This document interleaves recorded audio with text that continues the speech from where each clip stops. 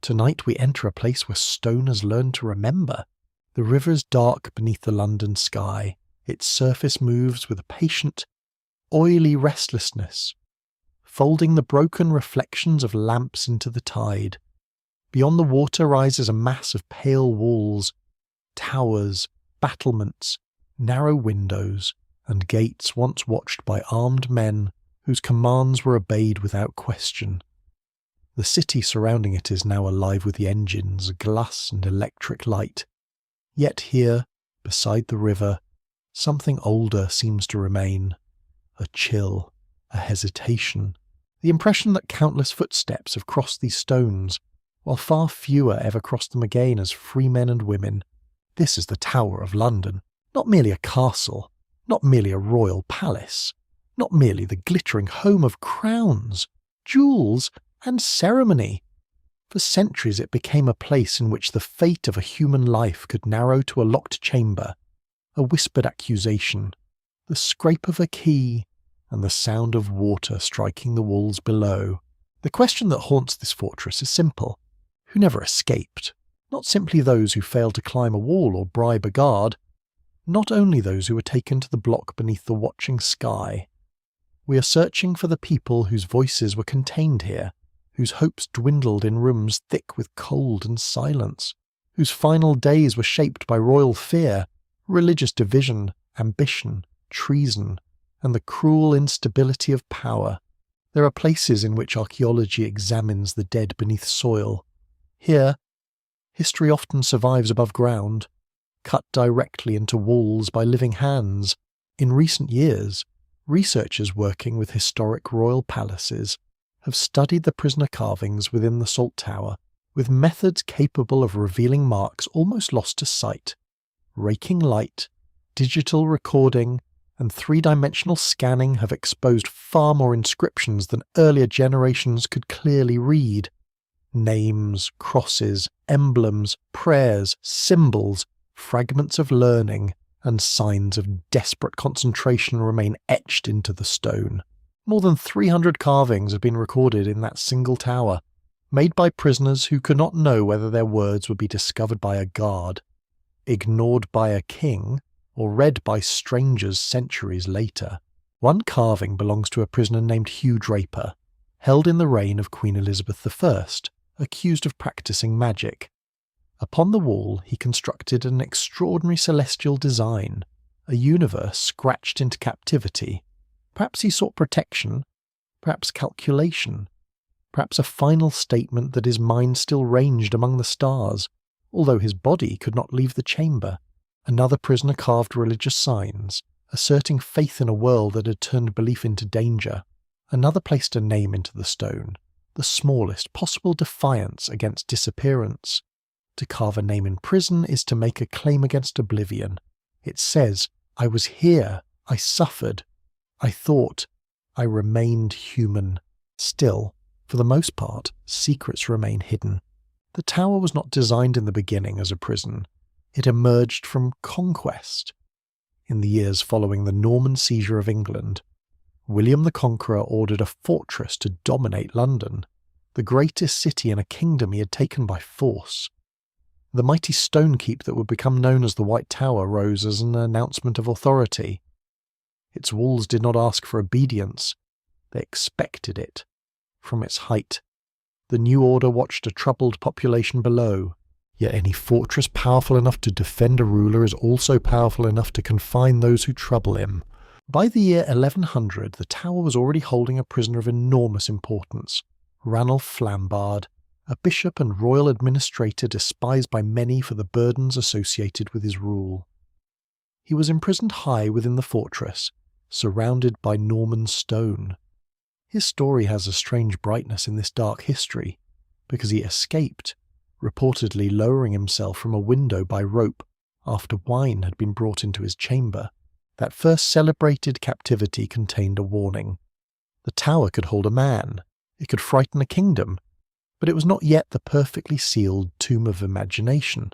As the centuries advanced, its meaning deepened. Kings slept here, queens passed within its walls before coronation. Royal treasure accumulated under guard, lions, leopards, bears, and other animals once formed a royal menagerie within the fortress precincts. Living trophies of wealth and wonder, armour gleamed, chapels received prayer, council chambers received secrets, and amid all this magnificence, prisoners waited. Some lived comfortably enough, served by attendants, permitted books, food, wine, even visitors. Rank could soften imprisonment, at least for a time. Others entered chambers in which each hour pressed heavily upon the mind. Those accused of threatening the crown were not ordinary captives. Their very existence could become an inconvenience to a government, an embarrassment to a dynasty, or a temptation to rebels beyond the walls. A prison sentence within the tower did not always mean death. That is what makes its history more disturbing, not less. The captive could not know which story would become his own. Pardon might arrive, an escape might be attempted, a trial might offer the appearance of lawful judgment, or, one morning, footsteps might stop outside the door, and the prisoner would understand that hope had finally been withdrawn. Imagine the river gate in darkness. A boat approaches through mist and drizzle. The oars are quiet. On board sits a figure wrapped against the cold, watched by guards who speak little. London is near enough to hear, perhaps close enough to smell in the smoke and damp air, but already beyond reach. Above the landing are walls built by generations of rulers. Behind those walls are chambers where a person may cease to belong to ordinary time.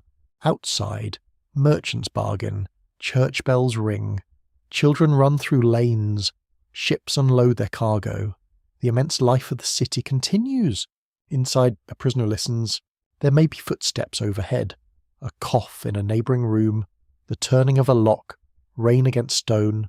Somewhere, a chapel bell. Somewhere, a raven calling over the battlements. The world has been reduced to sounds, shadows, and rumours. Was an ally arrested? Has the king changed his mind? Will family be permitted to visit? Will a confession save a life, or merely confirm the sentence? Here lies the dark truth of the Tower of London. Its deepest terror was not always agony, it was uncertainty. The mind left answerless, adrift to ponder what the silence meant.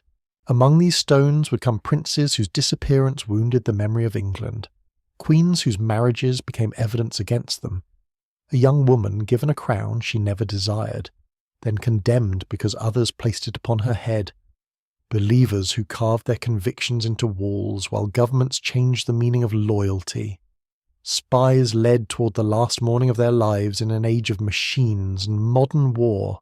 They were separated by centuries, religion, birth, and accusation. Yet the tower gave them one terrible kinship.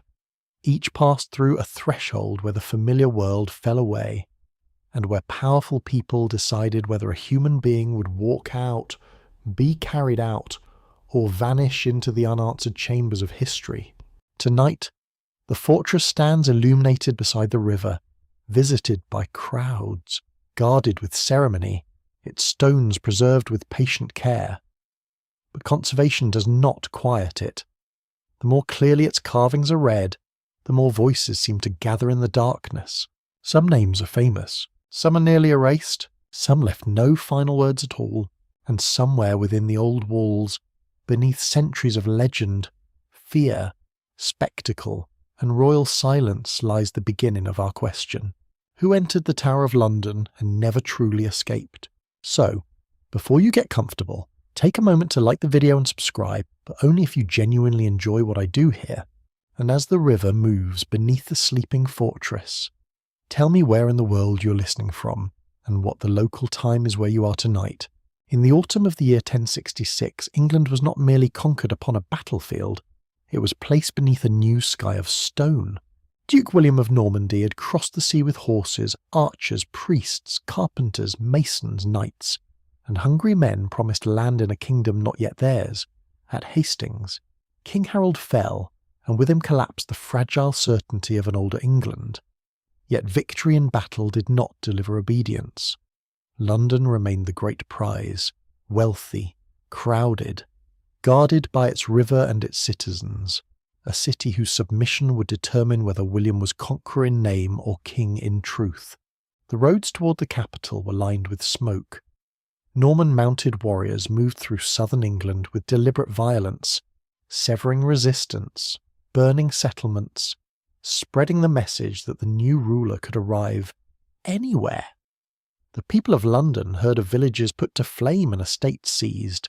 They knew the enemy advancing upon them was not an invading host seeking tribute, but a new aristocracy preparing to settle permanently upon English soil. In December, London submitted, William was crowned king on Christmas Day in Westminster Abbey, amid a scene already stained by mistrust. When Norman guards outside heard the acclamation of the congregation within, they mistook the sound for rebellion. Houses near the abbey were set alight. Smoke rose into the winter air while the sacred oil was placed upon William's head. Even at the moment of coronation, conquest and fear stood beside the throne. The new king understood something profound about power. An oath could be broken, a crowd could turn, a city might kneel one day and rise the next. But an immense fortress, visible across rooftops and river traffic, delivered its message every morning. On the eastern edge of London, close beside the River Thames and near the old Roman wall, William established a castle. At first, it was an urgent military work. Earth and timber shaped by the demands of occupation. It stood where soldiers could watch the river, guard the approach to the city, and impose themselves upon a population whose language, customs, and memories were not their own. Then came the stone. The vast structure known as the White Tower was not the work of panic. It was an act of enduring intention. Building probably began during the later years of William's reign, under the supervision traditionally associated with Gundulf, Bishop of Rochester, a churchman possessed of remarkable skill in masonry and design. Norman rulers did not see contradiction in the joining of sacred office and military force. A bishop might raise prayers toward heaven and walls against rebellion. Faith, government, and violence occupied the same world. The masons worked with Kentish stone brought up river or hauled along rough roads. Blocks arrived heavy with the colour of rain, mud, and quarry dust. Timber scaffolds climbed as the walls rose. The blows of iron tools rang from morning into evening. Lime burned in kilns. Mortar was mixed. Barges laboured against the brown water. Around the works, English labourers may have looked upward as each new course of stone narrowed the sky. What must it have meant to witness such a building rise? The people of London were familiar with churches, halls, gates, defensive works, and Roman fragments surviving among the life of the city. But the White Tower was of another order. It was enormous, stern, almost foreign in its confidence. Its thick walls ascended high above the ground. Its upper entrance, reached by a removable wooden stair, made plain that this was a dwelling prepared to deny access. Corner towers thrust upward. Within its southeastern curve lay a chapel, so that royal worship was enclosed inside the fortress of royal force. This was no crude shelter for soldiers. It was a palace fortress. The king or his representative could reside within it, warmed by fireplaces, attended by servants, protected by walls whose scale spoke more loudly than any proclamation. A ruler could eat beneath its roof, hear mass in its chapel, and look outward upon the city from a height no Londoner could ignore. Majesty had been made architectural.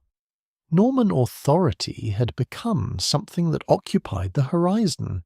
Stone carries politics in its shape. Every wall said that the conquerors intended to remain. Every narrow opening suggested vigilance. Every protected chamber declared that one small royal household mattered more than the safety or freedom of thousands beyond it. A castle built in a conquered city was not simply a defence against foreign attack. Its face was turned inward as much as outward. It watched the governed. The tower also stood beside the great moving artery of London. The Thames carried fish, timber, grain, wine, merchants, royal officials, rumours, soldiers, and taxes. Whoever held this river position possessed a hand upon the life of the capital. Vessels passing nearby could see the Norman stronghold rising over the bank. Travellers arriving from distant places would understand at once whose peace they had entered. Across England, castles appeared like hard new seeds planted in unwilling soil. Many began in wood, practical and swift, raised upon mounds or within enclosed yards, yet the fortress beside London was meant to become exceptional. It was the Crown's stone assertion in the kingdom's richest city. Its mass did not merely resist attack. It displayed wealth, organisation, control of labour, and access to resources on a scale few could challenge. The English population paid for conquest not only through defeat, but through the transformation of landscape. Lands passed into Norman possession. Local elites were displaced. Forests, fields, villages, laws, and churches came increasingly under new masters. The Tower belonged to this transformation. It was not a lonely monument, isolated from suffering. It was the most visible expression of a reordered society. Within a generation, children would grow up having never known London without the looming fortress. To them, the Tower may have seemed as fixed as the river itself, although their grandparents could remember when it had not stood there. That is how domination deepens. What begins as shock becomes scenery. What arrives under guard becomes part of the ordinary world. Successive rulers enlarged the castle because power was never secure for long. The king might fear enemies across the sea, barons within his realm, rebellious citizens, ambitious relatives, or the shifting loyalties of men who served whichever cause appeared likely to triumph. Walls expanded, defences hardened. The precinct acquired further towers, enclosed spaces, gates, lodgings, stores, and ceremonial rooms. Under King Henry III, the great central keep was whitewashed, turning its exterior pale and brilliant above the crowded roofs and smoky lanes. It must have shone in certain weather, touched by sunlight or ghostly in rain, less like a building emerging from London than a judgment placed upon it.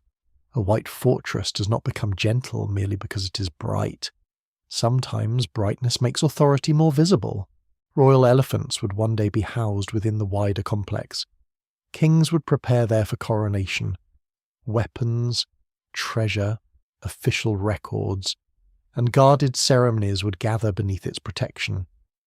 The Tower became a world within walls, an enclosed fragment of monarchy, both practical and symbolic. And in that enclosed world, another purpose waited naturally within the architecture.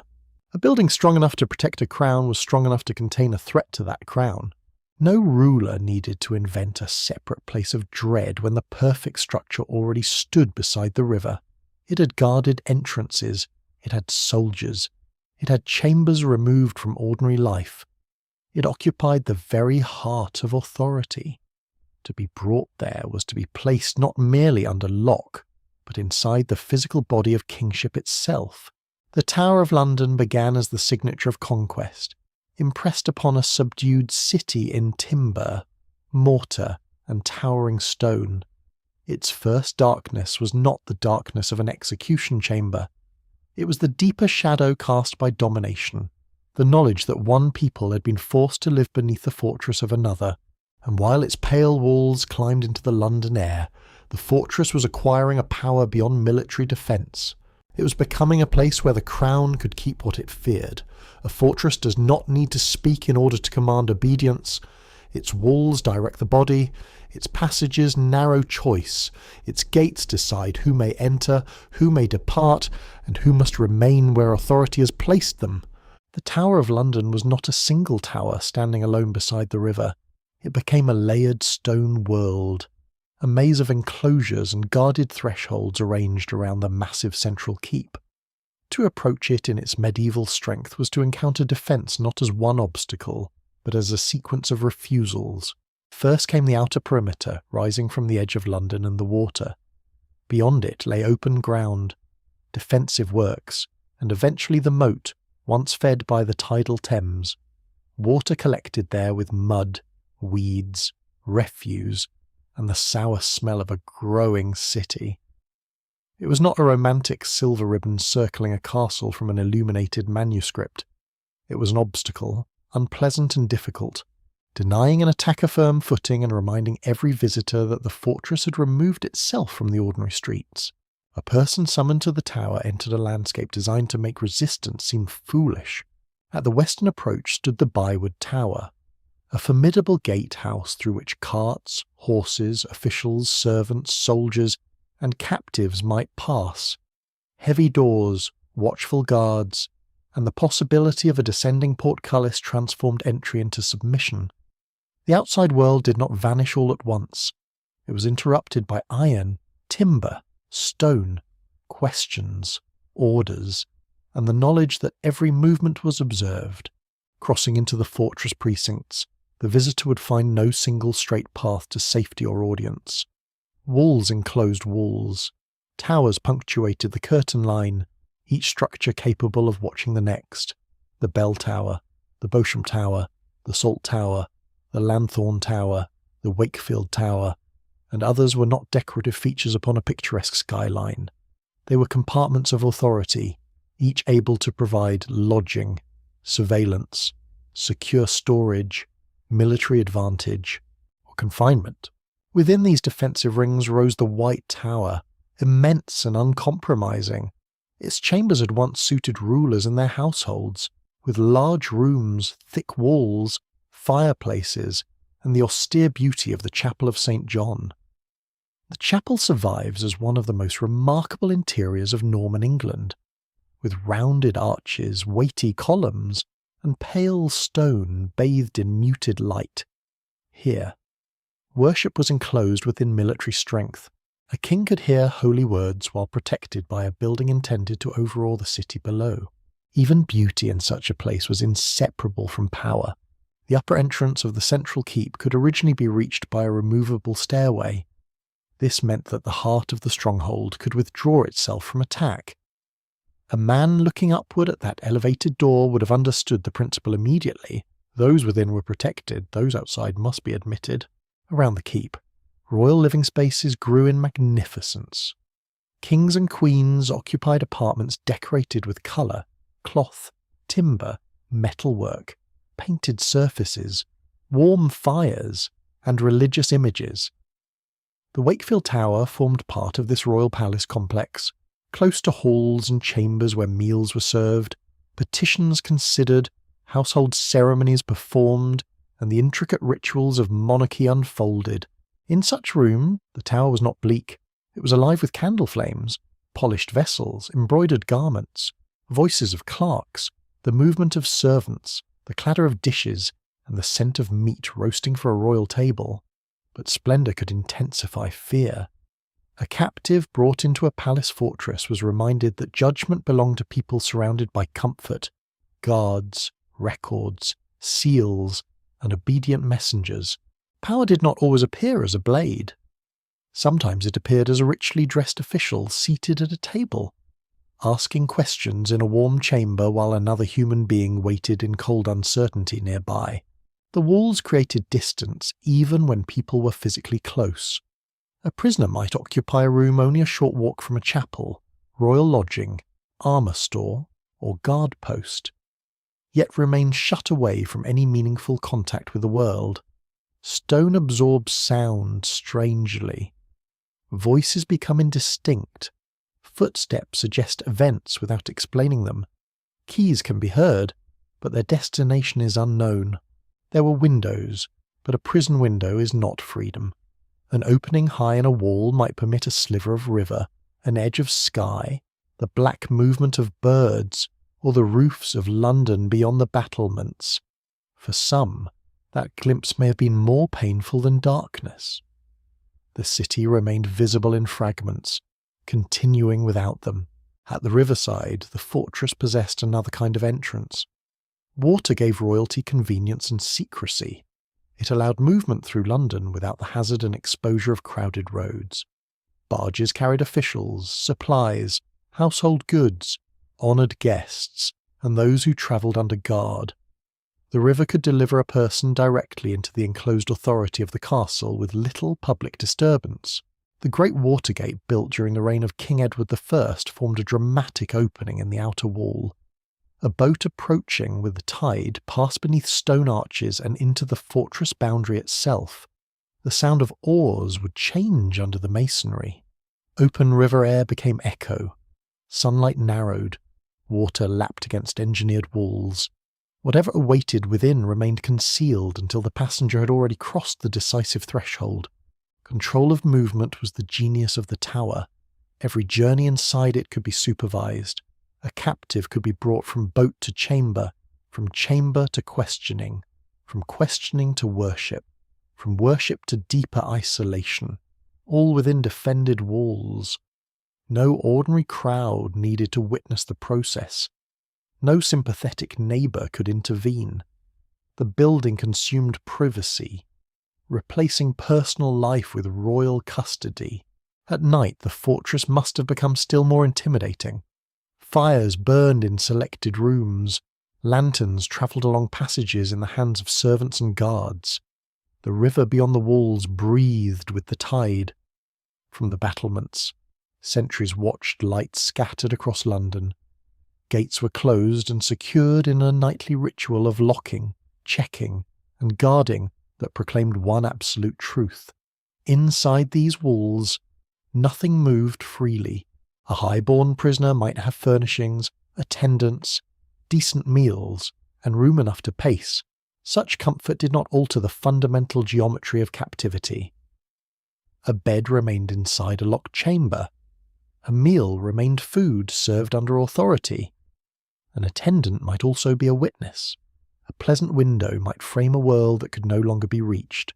For those kept in harsher conditions, the architecture pressed more brutally upon the senses. Damp crept through masonry. Winter found its way into chambers. Rushlights guttered. Rats moved near stored food. Illness prospered where air was poor and anxiety unending. Even without deliberate cruelty, the castle could grind the body and exhaust the mind. The tower's walls did not merely hold prisoners.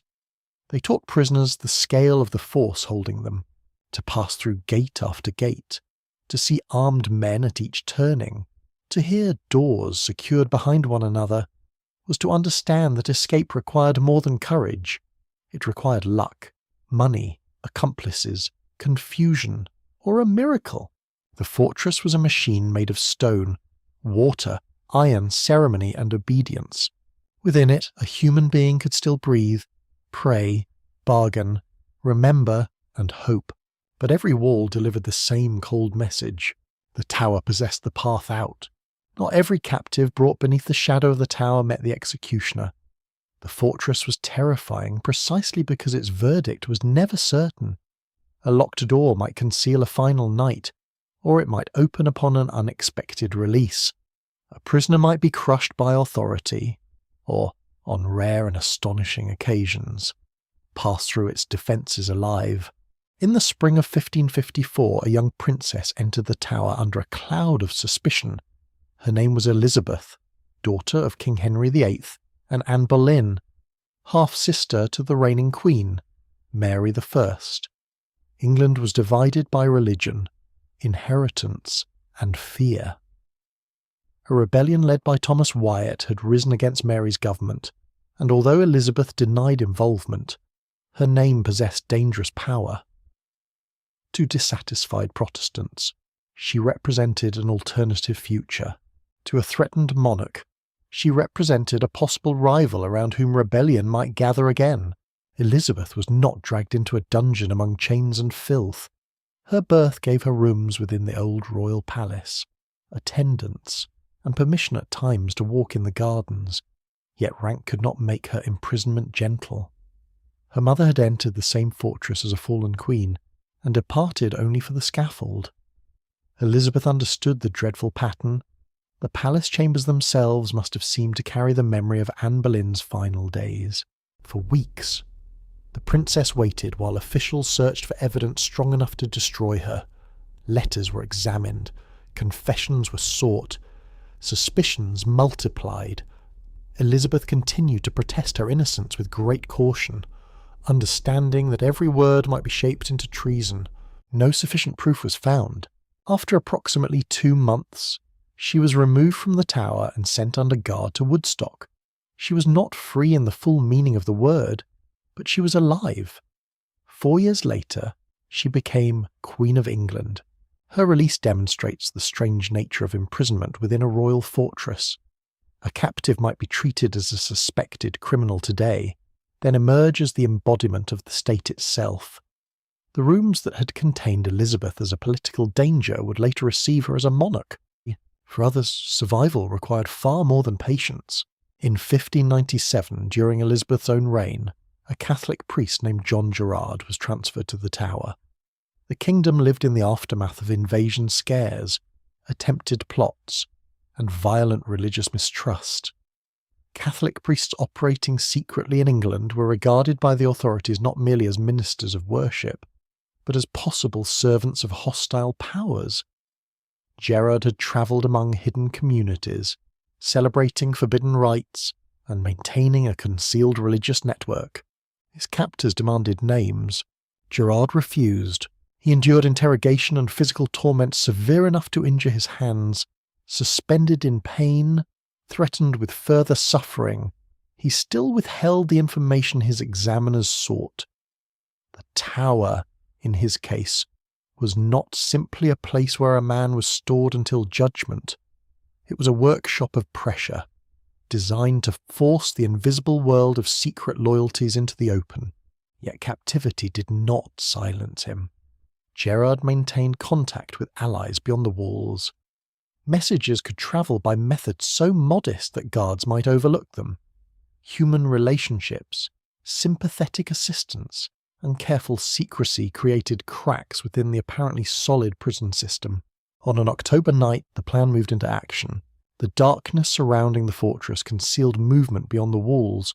A rope was stretched across the moat. Gerard was not alone. Another prisoner, John Arden, joined the attempt. For Gerard, the task was made almost impossible by the damage already done to his hands. A healthy man might dread lowering himself into night air above black water and uncertain ground. Gerard had to grip, endure, and move while his wounded body resisted every effort. The escape demanded silence. One shout could summon guards. One failed handhold could send him falling into the moat. One delay could leave both men stranded against the fortress wall as alarm spread through the precinct. He crossed. John Gerard disappeared into the concealed Catholic world of England and was never recaptured by the Tower. The priest whom officials had attempted to break had slipped out through their defences and returned to the life they had tried to expose. His survival possessed an almost unbearable irony.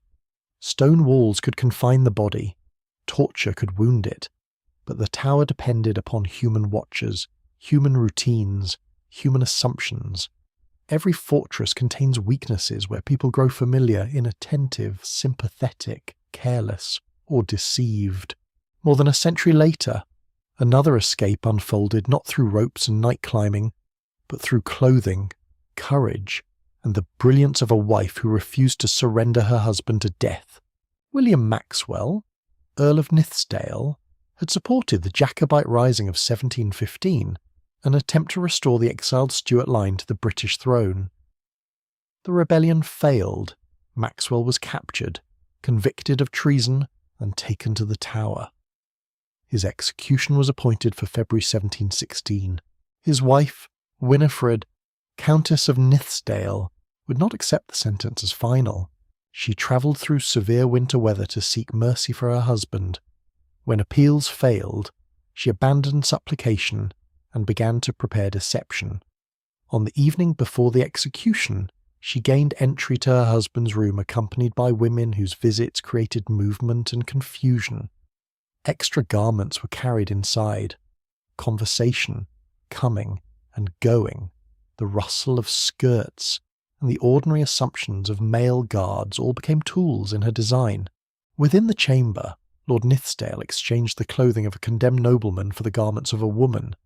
His wife arranged his disguise, concealed the signs of his identity, and instructed him in the manner of his departure. He passed the guards dressed as one of her companions. his face partly hidden, his bearing restrained by the knowledge that discovery would bring immediate ruin. Winifred remained behind briefly, speaking as though her husband were still within the room. She sustained the illusion long enough for distance to grow between him and the fortress. When the deception was finally uncovered, the condemned man was gone. Lord Nithsdale fled from the kingdom and survived in exile. His wife had entered the tower as a grieving petitioner and defeated its custody through discipline, theatre, and devotion.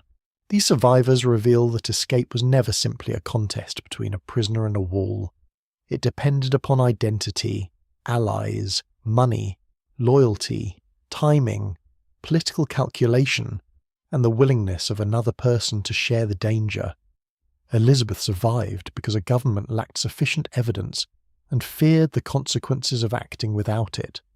John Gerard escaped through secret organisation and physical endurance.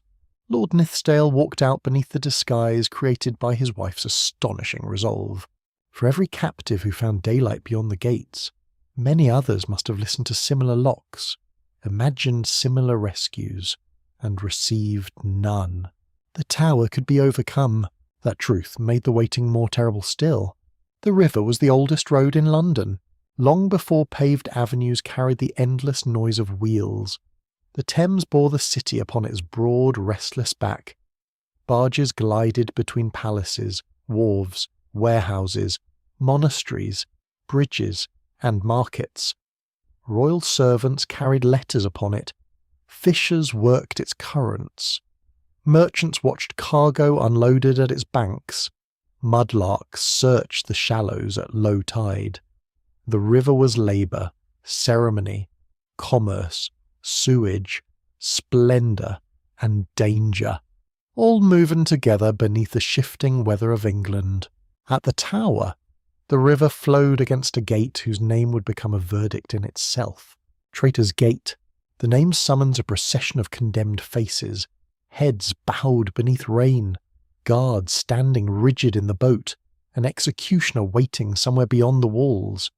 Yet the entrance was not first built for shame. It was created for royalty. During the reign of King Edward I, in the late 13th century, the fortress expanded outward toward the Thames. Stone foundations were driven into reclaimed waterside ground. Above the new landing rose St. Thomas's Tower, a structure containing royal accommodation, designed with the needs and dignity of a king in mind. Beneath it opened a watergate through which Edward and his household could arrive by barge, protected from the confusion and danger of London streets. It was an entrance of privilege. Imagine the king approaching in a painted vessel, banners lifting in the wet breeze, oars dipping together into the water. Guards stand ready beneath the arch. Servants wait to unload travelling chests, fine cloth, precious vessels, documents sealed with wax, perhaps hunting equipment or gifts from an ambassador. Above the gate are lodgings intended for royal comfort. Within the castle, fires are prepared, food is arranged, and officials await instruction. The passage from river to palace expressed control. The king could move through his capital without surrendering himself to the crowd. He could leave the flowing public world and enter the guarded centre of his authority without dismounting in a street or passing through a mass of watching citizens. But royal convenience carries a darker possibility. The same gate that concealed a king from danger could conceal a captive from sympathy. By the Tudor age, the water entrance had acquired its terrible association with those accused of betrayal. The word traitor was among the most dangerous words a government could apply to a person. It did not simply describe disobedience. It suggested an offence against the body of the monarch, against the safety of the realm, against the ordained structure of society itself. A traitor could be presented not as a political opponent, but as a source of corruption to be cut from the nation. The journey by water turned accusation into ritual. A prisoner taken from Westminster or another royal residence could be placed aboard a guarded barge and carried eastward upon the Thames. The city unfolded along the banks, familiar yet suddenly unreachable. Houses leaned near the water. Church towers rose above roofs. Smoke hung in the damp air. Boats passed, some close enough for their passengers to notice the armed escort and the still figure seated within. Then came London Bridge. In the Tudor centuries, the bridge was not merely a crossing. It was crowded with buildings, shops, traffic, cries, animals, waste, river spray, and the ceaseless compression of metropolitan life. Upon its southern gateway, the severed heads of those executed for treason could be displayed as public warnings, preserved as long as possible by rough treatment, darkening in wind and weather. They looked down upon those travelling beneath. For a prisoner accused of the same crime, the passage under London Bridge could become an encounter with a possible fate. The river current carried the boat onward, but the mind might remain fixed upon what had been seen above. No sermon on obedience could be more direct. No written judgment could communicate the power of the crown with greater cruelty. The barge continued toward the pale walls of the tower. At water level, the fortress must have appeared enormous. The outer wall rose from the bank like the edge of another world. Towers broke the sky. Arrow slits and guarded positions suggested hidden eyes. The gate itself lay low beneath St. Thomas's Tower, an opening under stone, neither grand in the manner of a cathedral portal nor welcoming like a palace landing. It was practical, enclosed, and final. The boat entered beneath the arch. The quality of light changed immediately. Open daylight gave way to shadow reflected from water. The noise of London softened behind masonry. Oars knocked faintly in the confined space. Water slapped against stone with a hollow sound. Guards reached for ropes. A landing waited beside the dark pool within. At that moment, the prisoner was no longer merely travelling through London. The prisoner had been swallowed by the crown. One of the most famous men associated with this approach was Sir Thomas More. He had served as Lord Chancellor under King Henry VIII, a learned lawyer, writer, father, and devout Christian of formidable conscience. When Henry rejected papal authority in England and demanded recognition of his new supremacy over the Church, More would not give the public agreement the king required. Silence did not protect him. To Henry's government, refusal from a man of More's reputation was deeply threatening. A private conscience could be interpreted as a political challenge. More was arrested and held in the Tower. His path into imprisonment became part of the enduring memory of the Rivergate.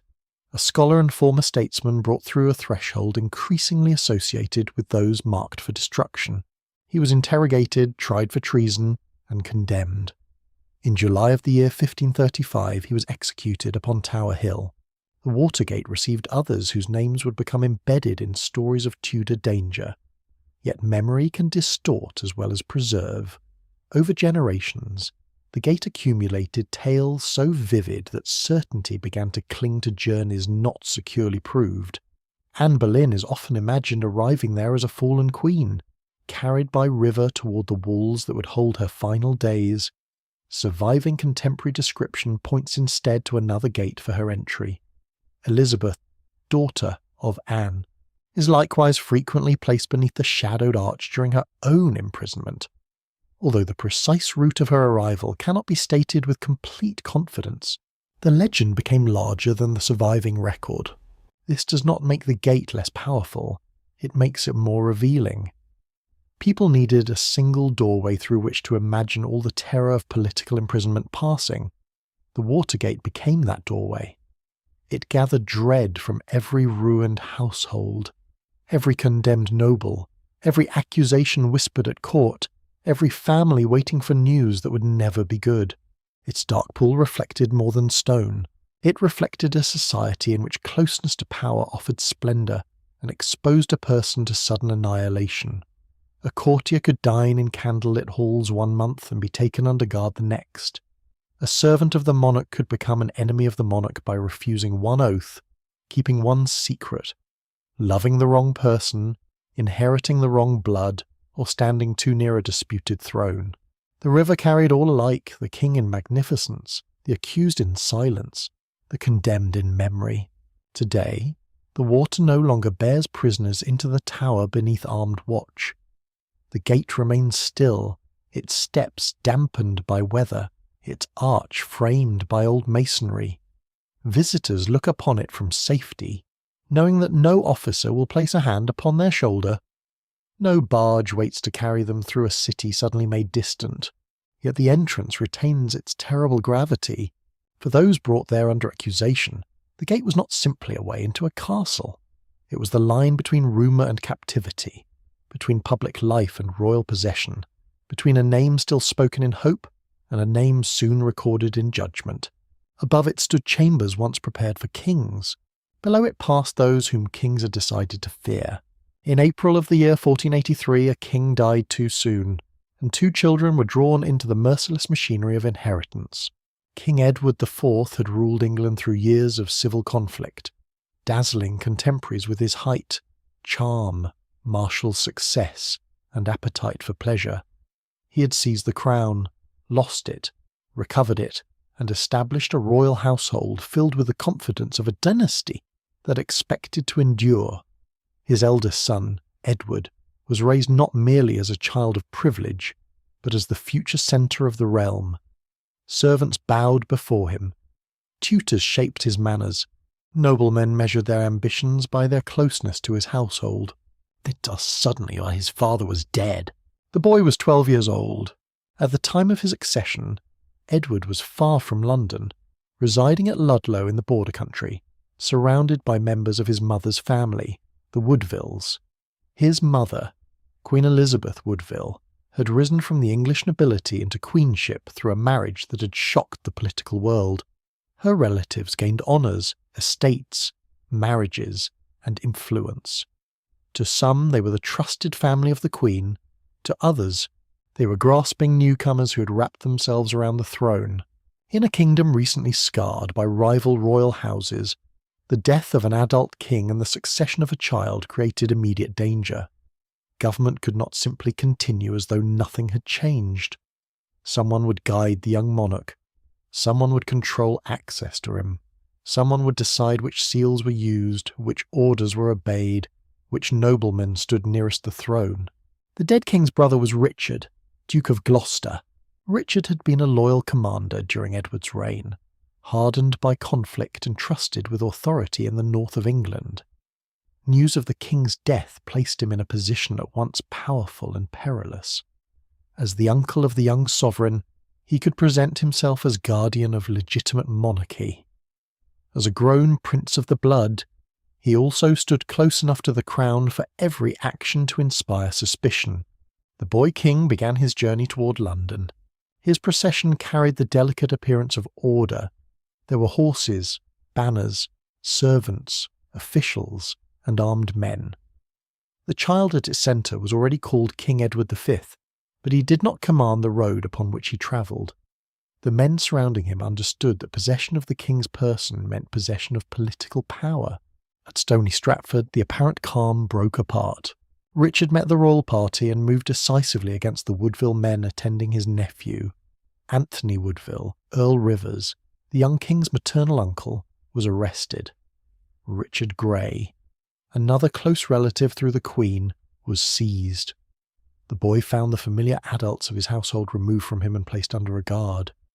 Whatever explanations were offered, he must have understood that his world had been violently altered. He was a king whose companions could be taken away in his presence. In London, Queen Elizabeth Woodville received terrifying news. She did not wait for assurances. With her youngest son, Richard, Duke of York, and her daughters, she entered sanctuary at Westminster Abbey. Sanctuary was a sacred refuge, a place in which the protection of the church might stand between a vulnerable family and political force. Within its precincts, a queen who had known palaces and ceremony clung to her children, while the future of the dynasty shifted beyond her control. Edward V arrived in London under the authority of his uncle.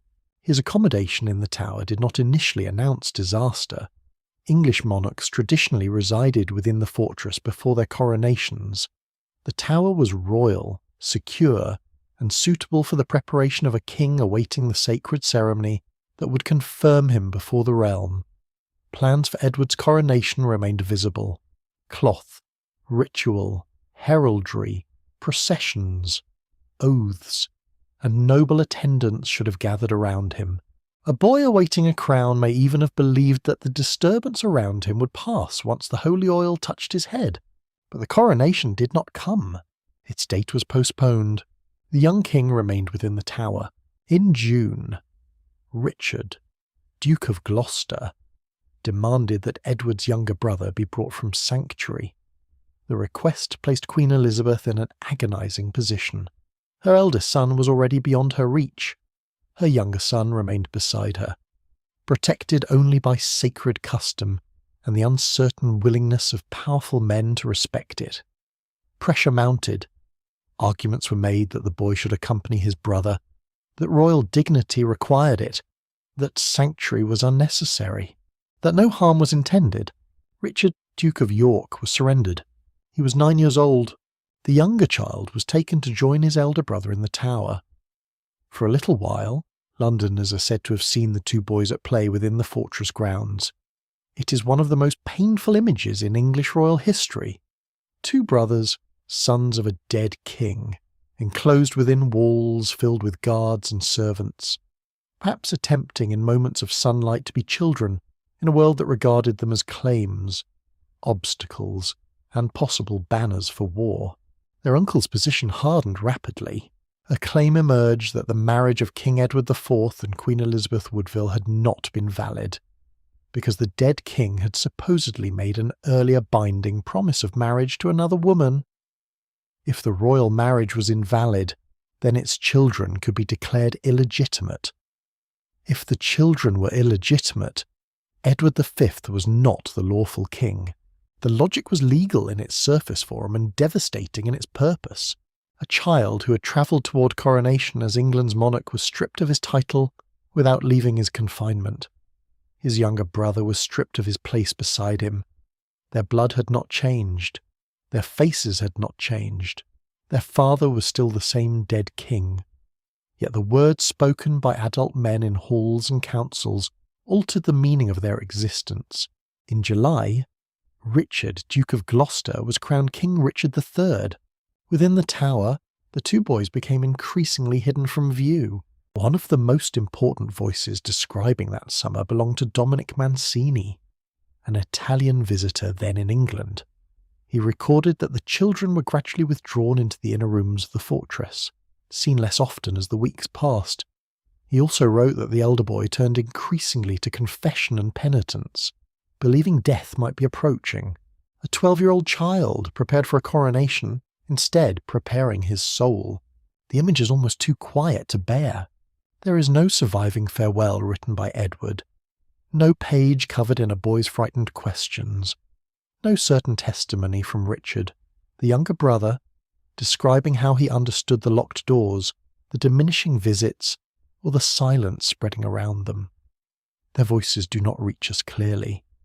They are present through the alarm of others, through the movement of political events, and through the terrible fact that public sightings ceased. By the close of that summer, the sons of King Edward IV had vanished from ordinary life.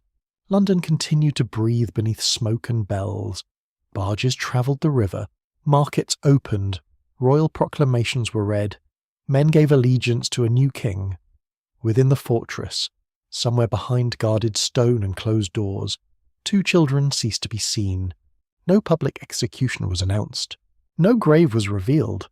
No release was proclaimed. Two boys had entered royal protection, and the kingdom could no longer find them. For nearly 200 years, there was no body. There was only absence, rumour, accusation, and the strange silence that settles over a royal household when two children have disappeared, and those in power offer no convincing explanation. England remembered the missing boys not through a funeral, not through a tomb bearing their names, but through unease. Their fate hovered above the crown like a shadow that no coronation, no victory, and no carefully written history could entirely remove. The first great accusation took shape under a new dynasty. Sir Thomas More, writing during the reign of King Henry VIII, described a murder of terrible intimacy. According to his account, King Richard III sought the deaths of his nephews and found an obedient servant in Sir James Tyrrell. Men were sent into the Tower by night. The boys were sleeping. Pillows and feather beds were forced over their faces until their breathing ceased. Their bodies were then buried secretly at the foot of a staircase, hidden beneath earth and stones so that no shrine, no mourning crowd, and no political movement might gather around them. It is an unforgettable account. That is also what makes it dangerous evidence. More was not an eyewitness to the alleged killing. He was a child when the princes vanished, and he wrote in a political world shaped by the Tudor victory over Richard. King Henry VII had defeated Richard III in battle and founded the ruling line under which More served. To portray Richard as a cruel usurper, stained with the murder of children, strengthened the moral story of Tudor kingship, yet to dismiss the account as mere invention is equally difficult. More named individuals, circumstances, methods, and burial details with an unsettling degree of confidence. He may have had access to testimony from those close to the events. He may have gathered whispers that had survived among servants, courtiers, and officials. History sometimes preserves truth through a hostile witness. Sometimes it preserves a story polished to serve power. In this case, the boundary between the two remains painfully uncertain. Richard III possessed motive and opportunity. As long as Edward and his younger brother lived, they remained possible centres of rebellion. Anyone discontented with Richard's rule might attempt to rescue one of them, proclaim him rightful king, and call England to arms. The disappearance of the boys removed that immediate threat, but motive is not proof. Others also stood to gain from their deaths. The Duke of Buckingham, once Richard's ally and soon his rebel opponent, remains among the names discussed by historians. A powerful nobleman with access, ambition, and shifting loyalties might have acted for himself or in anticipation of future advantage.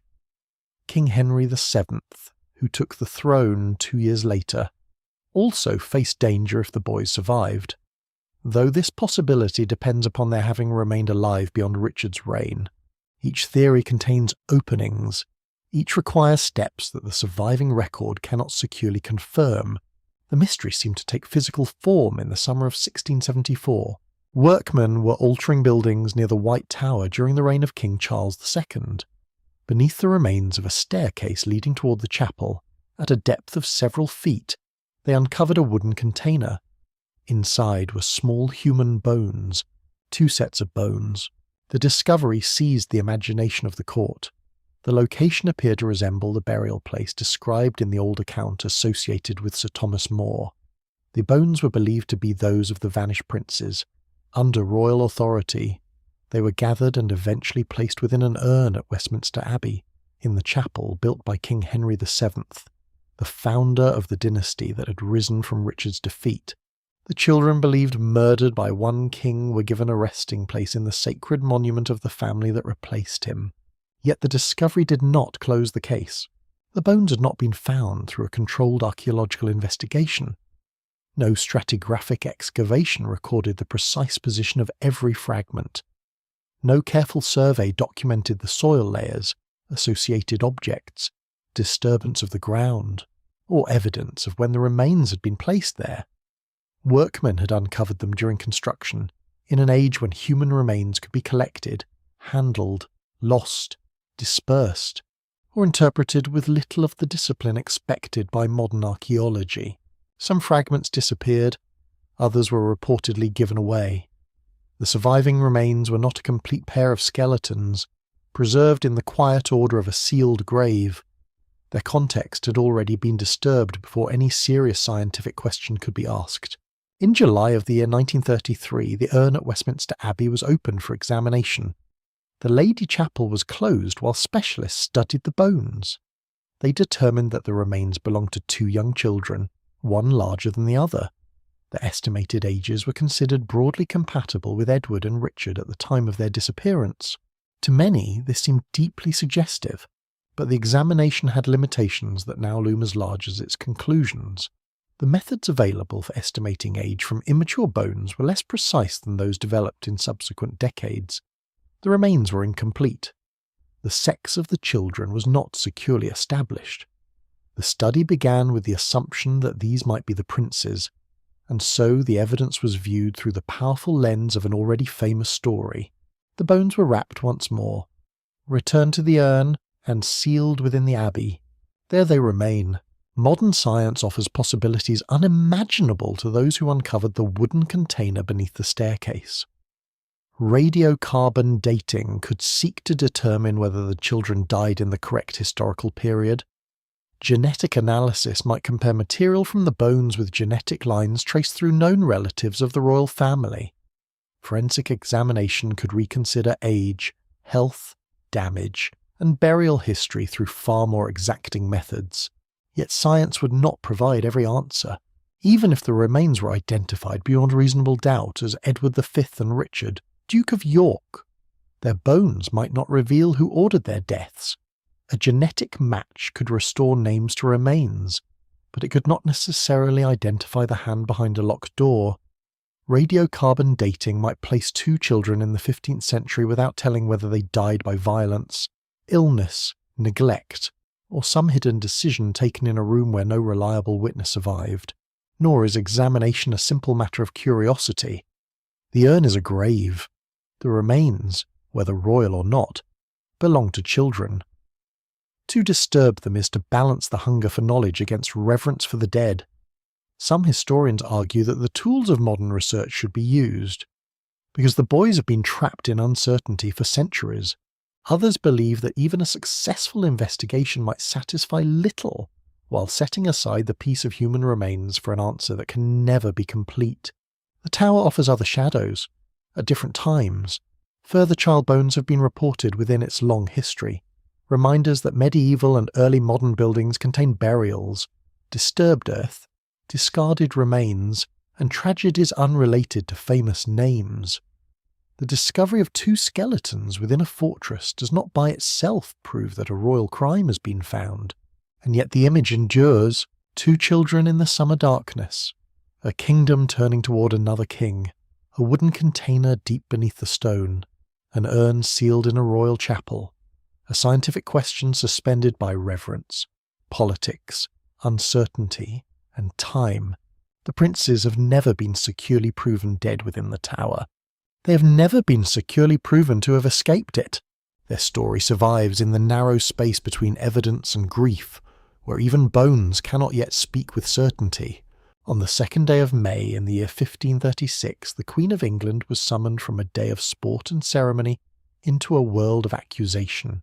Anne Boleyn had once seemed to possess an almost impossible command over destiny. She had been intelligent, sharp in conversation, musically accomplished, fashionable, and difficult to ignore.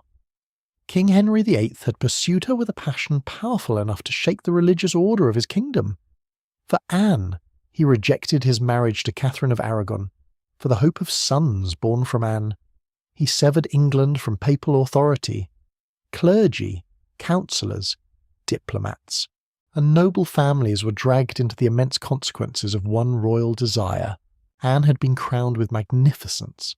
London had received her in a river procession filled with colour, music, painted pageantry, and carefully arranged symbols of fertility and triumph. At the Tower, apartments had been prepared for her in luxury. Carpets softened the floors. Cloth hangings transformed bare walls into chambers fit for a queen. Gold, crimson, velvet, carved furniture, silver vessels, candles, attendants, and costly fabrics proclaimed that Anne had risen to the highest position a woman in England could occupy. She gave birth not to the longed-for son, but to a daughter named Elizabeth. That child was healthy, royal, and legitimate in the eyes of her parents. Yet in Henry's court, the question of a male heir became an ever-tightening cord. Pregnancies ended in disappointment. Political alliances shifted. The king's attention turned toward Jane Seymour, a quiet lady serving within Anne's own household. Thomas Cromwell, the king's most capable minister, moved with cold precision through the dangerous space between Henry's wishes and the machinery of law. Suddenly, men connected with Anne were arrested. The musician Mark Smeaton was questioned and confessed to a sexual relationship with the Queen. Whether his confession emerged from terror, pressure, physical cruelty, or calculation cannot now be settled with complete assurance. Other men were accused, including Henry Norris, Sir Francis Weston, William Brereton, and Anne's own brother, George Boleyn. The accusations were not merely of adultery. When a queen was said to have betrayed the king's bed, the alleged act could be fashioned into treason, because it cast uncertainty upon royal succession and implied danger to the monarch himself. Anne was at Greenwich when the order came. She was told that she must present herself before members of the King's Council. There she encountered not debate, not affection, not the opportunity to confront her accusers as an equal, but a prepared assault upon her honour. She was accused of conduct that threatened everything she possessed: her marriage, her queenship, her daughter's standing, her family, and her life. A barge carried her toward the Tower. The river that had borne her amid celebration now received her under guard. The journey must have unfolded with merciless familiarity. The same waters, the same skyline, the same fortress rising at the edge of the city. Yet all meaning had changed. The woman once brought there in expectation of a coronation returned as a prisoner of the husband who had made her queen. When she arrived, Anne asked whether she would be placed in a dungeon. She was told that she would occupy the lodging she had used at the time of her coronation. At these words, she fell to her knees and wept. It was an exquisite form of cruelty, whether intended or not. The rooms preserved the architecture of her victory while containing the ruin of her life. She was conducted into chambers once associated with triumph, marriage, fertility, and hope. Now every surface may have carried an accusation. The window that once admitted festive light opened upon custody. The passage once crossed by attendants preparing royal magnificence now admitted watchers appointed to record her words. Anne was served by women chosen not for companionship but for supervision. Her emotional outbursts, her prayers, her remarks, her shifting confidence and terror were observed and reported to William Kingston, the constable responsible for her imprisonment. She spoke rapidly at times. She laughed strangely at moments of extreme strain. She remembered conversations with men now accused beside her. She attempted to understand how her entire existence had been overturned with such frightening speed. Her jailers did not need a torture chamber to make her suffer. She knew her husband. She understood his temper, his need for an heir, his capacity to turn personal displeasure into state policy. She knew that another woman now occupied his interest. She knew that the men accused with her were vulnerable because of their proximity to her.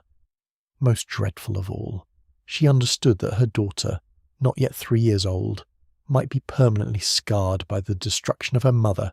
On the 15th day of May, Anne was taken into the great hall within the Tower for trial. She did not appear as an ordinary subject accused by strangers. She entered as an anointed queen judged by a court crowded with the leading men of the kingdom. Her own uncle, Thomas Howard, Duke of Norfolk, presided. The charges were sensational. Adultery with several men, incest with her brother, and treasonous words concerning the king's death. The evidence was deeply suspect. Certain alleged encounters appeared impossible according to the known movements of the Queen. The accusations formed a pattern almost too perfectly shaped for political destruction. Yet a trial involving the wife of King Henry VIII was not taking place in a calm world where evidence stood free from power. The king wanted release. The court understood the weather of royal displeasure. The verdict was guilty. Anne heard her sentence. She could be burned or beheaded according to the king's pleasure. The queen who had been crowned in splendour was now made dependent upon her husband even for the manner in which she would die. Her brother and the other accused men were executed on Tower Hill. From within the fortress, Anne learned that the male voices attached to her alleged crimes had been silenced. Her marriage to Henry was declared invalid. Her daughter was stripped of legitimate royal standing. In legal language, the world Anne had fought to create was dismantled while she still lived within it.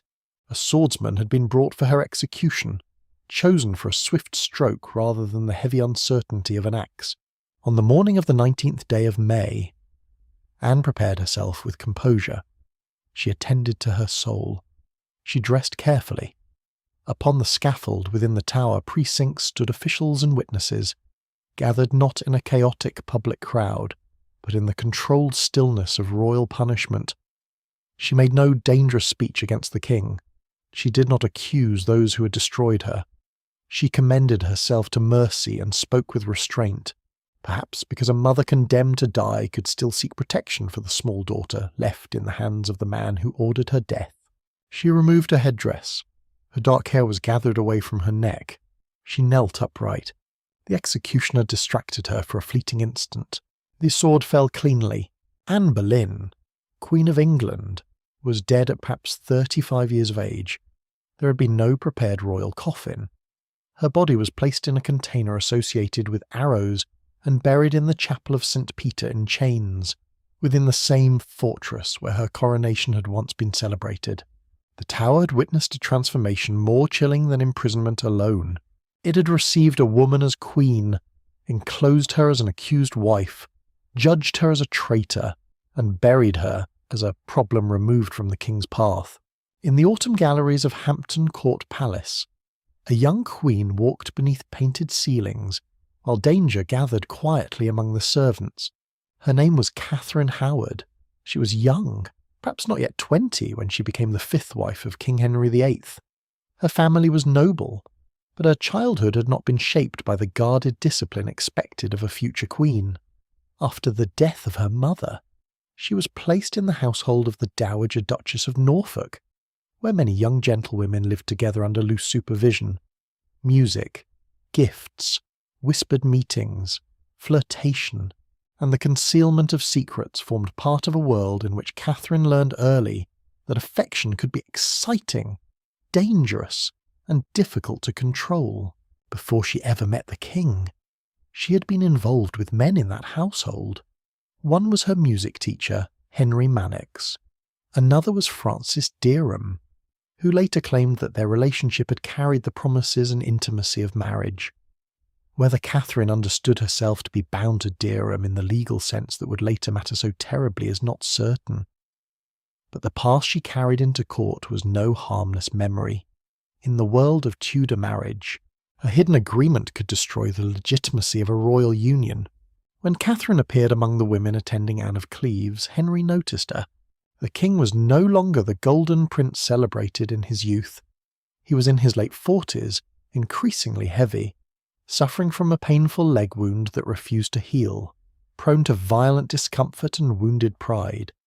His marriage to Anne of Cleves displeased him almost from its beginning. Catherine, by contrast, seemed bright, youthful, graceful, and eager to please. To an aging monarch anxious to feel desired, she offered the intoxicating vision of renewed vitality. In July of the year 1540, Henry married Catherine. He showered her with jewels, gowns, lands, and the ceremonial brilliance of queenship. She appeared beside him in hunting fields and richly furnished halls. Courtiers bowed, musicians played. Servants dressed her in silks that caught candlelight and gems that announced the affection of a king. Henry called her his rose without a thorn, imagining purity where the court would soon uncover complication. A young woman had entered the most dangerous marriage in England. At court, Catherine's private life became increasingly entangled with the machinery of her household. Francis Dereham, the man connected to her youth, received a position among her servants. His presence placed old knowledge uncomfortably near the king's apartments. Thomas Culpeper, a gentleman of Henry's privy chamber and a man favoured by the king, also entered Catherine's secret world. Catherine and Culpeper met privately during royal journeys. The meetings were arranged with the assistance of Jane Boleyn, Lady Rochford, one of the Queen's attendants. Jane had long experience of court, noble households, and the tense watchfulness surrounding royal women. She carried messages and helped create opportunities for concealed meetings in quiet rooms while the royal household settled for the night. The precise nature of Catherine's relationship with Culpeper cannot be reconstructed with perfect certainty. Their surviving connections suggest intimacy and secrecy, and Catherine wrote to him in language of longing and trust. In an ordinary household, such conduct could have produced scandal, divorce, or disgrace. In the household of Henry VIII, it could be transformed into a threat against the succession and the sacred person of the king. The revelation began with the past. A man named John Lascelles learned from his sister Mary that Catherine had not entered marriage as the innocent young woman the king believed her to be. Mary had lived within the same household as Catherine in her youth. The information travelled to Archbishop Thomas Cranmer, who faced a task of extraordinary delicacy. To accuse the beloved young wife of a suspicious king was to risk his fury. To conceal the matter was still more dangerous. On All Saints' Day in the year 1541, while Henry worshipped at Hampton Court, Cranmer placed a written account of the allegations before him. At first, the king refused to believe them. Investigators were ordered to examine the claims. Questioning followed. Servants who had known Catherine in her youth were summoned. Francis Derham was seized and interrogated. His relationship with Catherine became known in humiliating detail. Then another name emerged. Thomas Culpeper. What may have begun as an inquiry into Catherine's premarital life now entered the far more dangerous territory of conduct during her queenship. The king's trust collapsed. The image of the unblemished young bride dissolved into rage, grief, and public dishonour. Catherine was removed from court and taken into confinement at Sion, a former religious house on the banks of the Thames. There, separated from the splendour of queenship, she endured questioning and terror. She was not an older stateswoman trained in political survival. She was young, frightened, and surrounded by officials searching through the most intimate fragments of her life. Her words, friendships, meetings, and letters became evidence. Every secret passage of her memory opened under examination. A famous tale claims that Catherine escaped her guards at Hampton Court and ran screaming toward the chapel, where Henry was hearing prayers, desperate to plead for mercy, only to be dragged away. The story has shaped the imagination of generations, but its certainty is doubtful. The reality needed no ghostly corridor and no dramatic cry to be appalling. Catherine never saw the husband who had adored her again. Francis Derham and Thomas Culpeper were condemned. In December of the year 1541 they were executed at Tyburn. Culpeper, whose status and connection to the king brought him a less prolonged death, was beheaded. Derham suffered the full savagery reserved for a man convicted of treason. Their heads were displayed upon London Bridge. Catherine remained alive. Knowing that the state had already killed the men whose testimony and association had helped condemn her, Jane Boleyn, Lady Rochford, was also imprisoned. Under the pressure of investigation, she appears to have suffered a collapse of mind so serious that questions arose over whether she could legally be executed. The government answered not with compassion, but with legislation. The law was altered so that madness arising after treason would not protect a condemned person from death. The Tudor state would not permit terror itself to become a refuge. On the 10th day of February in the year 1542, Catherine was taken by barge to the Tower of London. The winter river carried her past the city in cold air and pale light. Passing beneath London Bridge, she may have seen the heads of Culpeper and Derham raised above the waterway, remnants of the world of secrecy that had collapsed around her. 3 days later, a scaffold stood upon Tower Green. Catherine emerged weakened by imprisonment and fear, supported as she approached the place prepared for her death.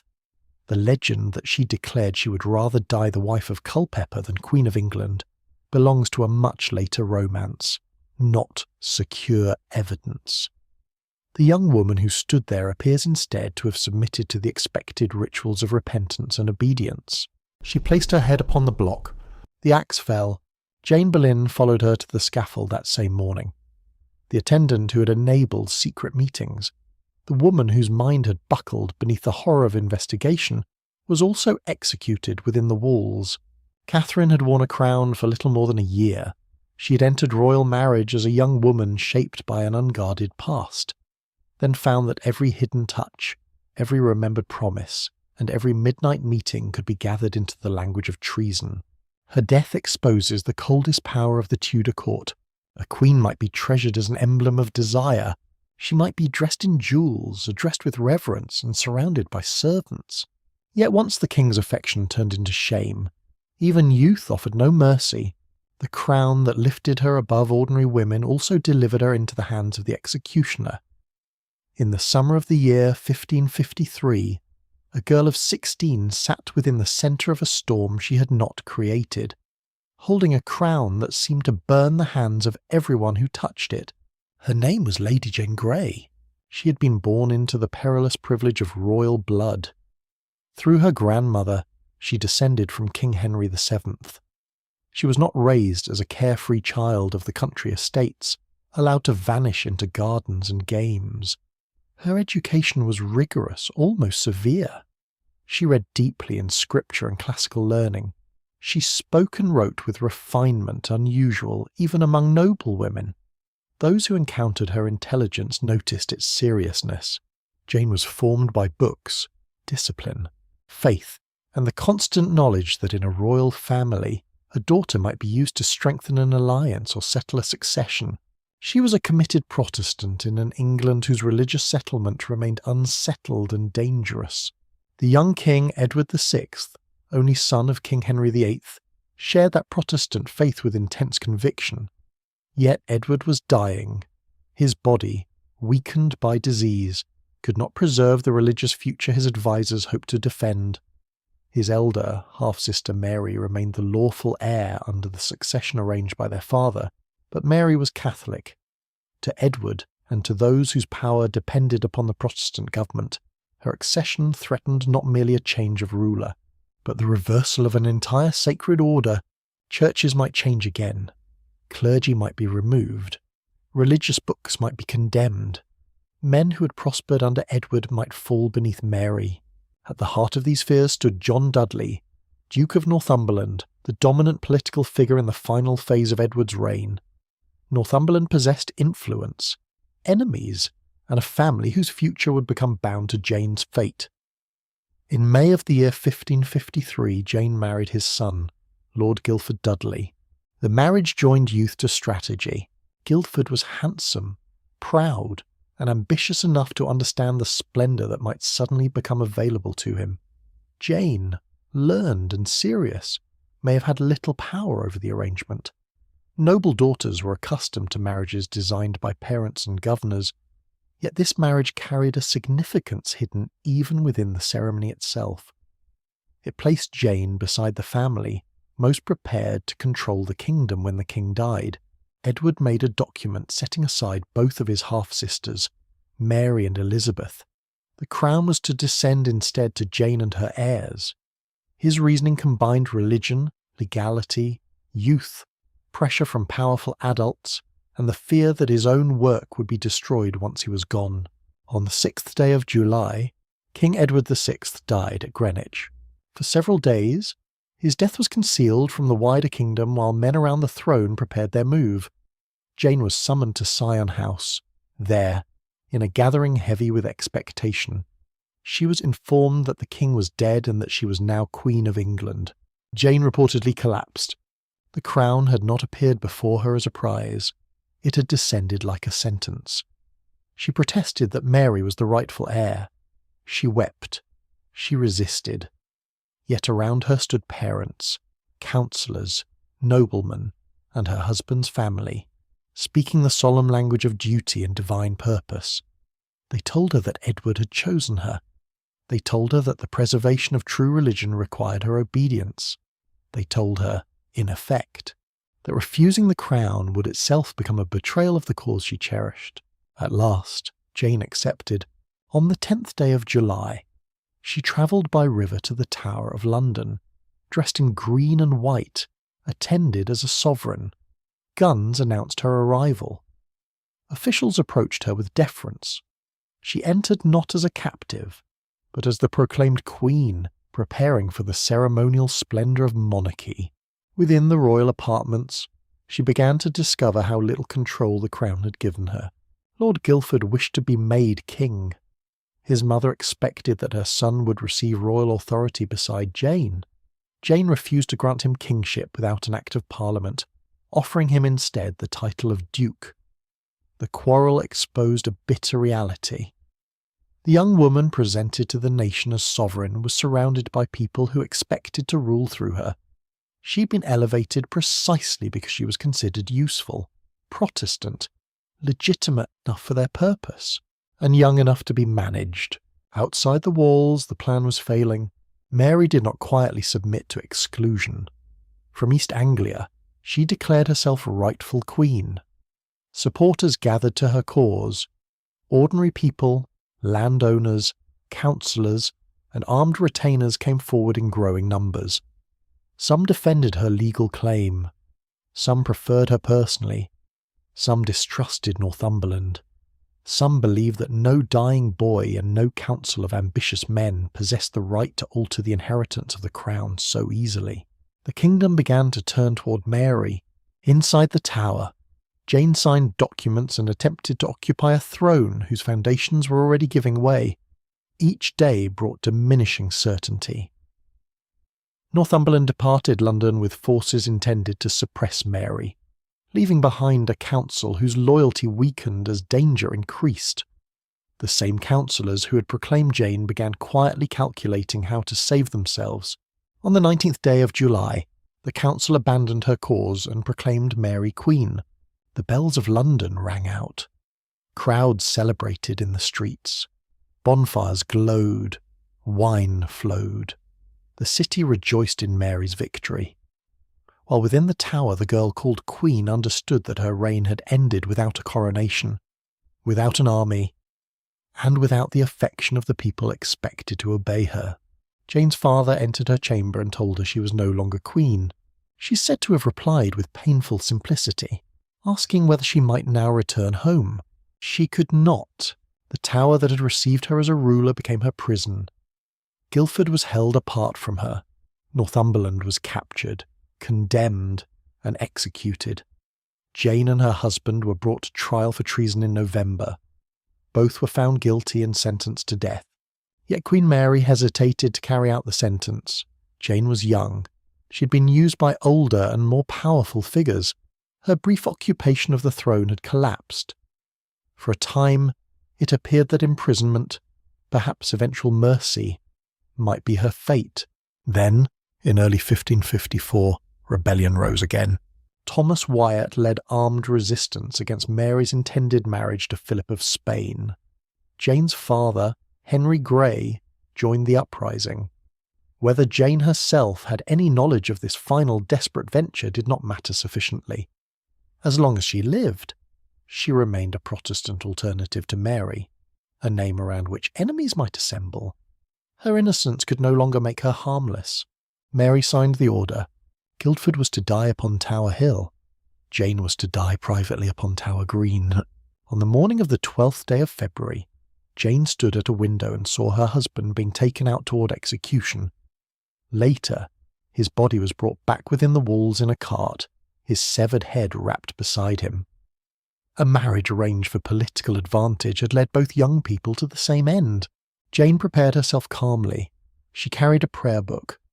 Upon the scaffold, she spoke to those gathered, acknowledging that she had accepted a crown to which she had no lawful right, while denying that she had sought it with ambition. She removed her gown and headdress. A handkerchief was tied across her eyes. Blindfolded, she knelt and reached forward for the block. Her hands found only empty air. For a moment, the composure of a learned, devout young woman dissolved into frightened confusion.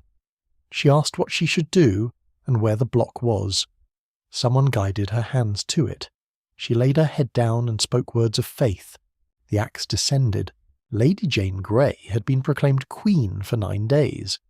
She died not because she had commanded a kingdom, but because others had placed her near enough to power that her continued existence became intolerable. Her books could not save her. Her youth could not save her. Her reluctance could not save her. The crown had rested upon her only briefly, but its shadow reached all the way to the scaffold. A prisoner may be stripped of titles, servants, weapons, letters as privacy, and even the certainty of tomorrow, but give that prisoner a fragment of metal, a sharp stone, a buckle, a nail, or the edge of a knife, and the wall itself may become a final companion. Within the Beauchamp Tower, the chambers are quieter now than they were in the age of religious terror. Visitors ascend narrow steps and enter rooms where light falls gently across pale surfaces. At first, the walls appear rough and worn, marked by the natural bruising of the age. Then the eye begins to adjust. Lines emerge from the stone, names and shields, flowers, sacred signs, letters shaped slowly by hands that had little else left to control.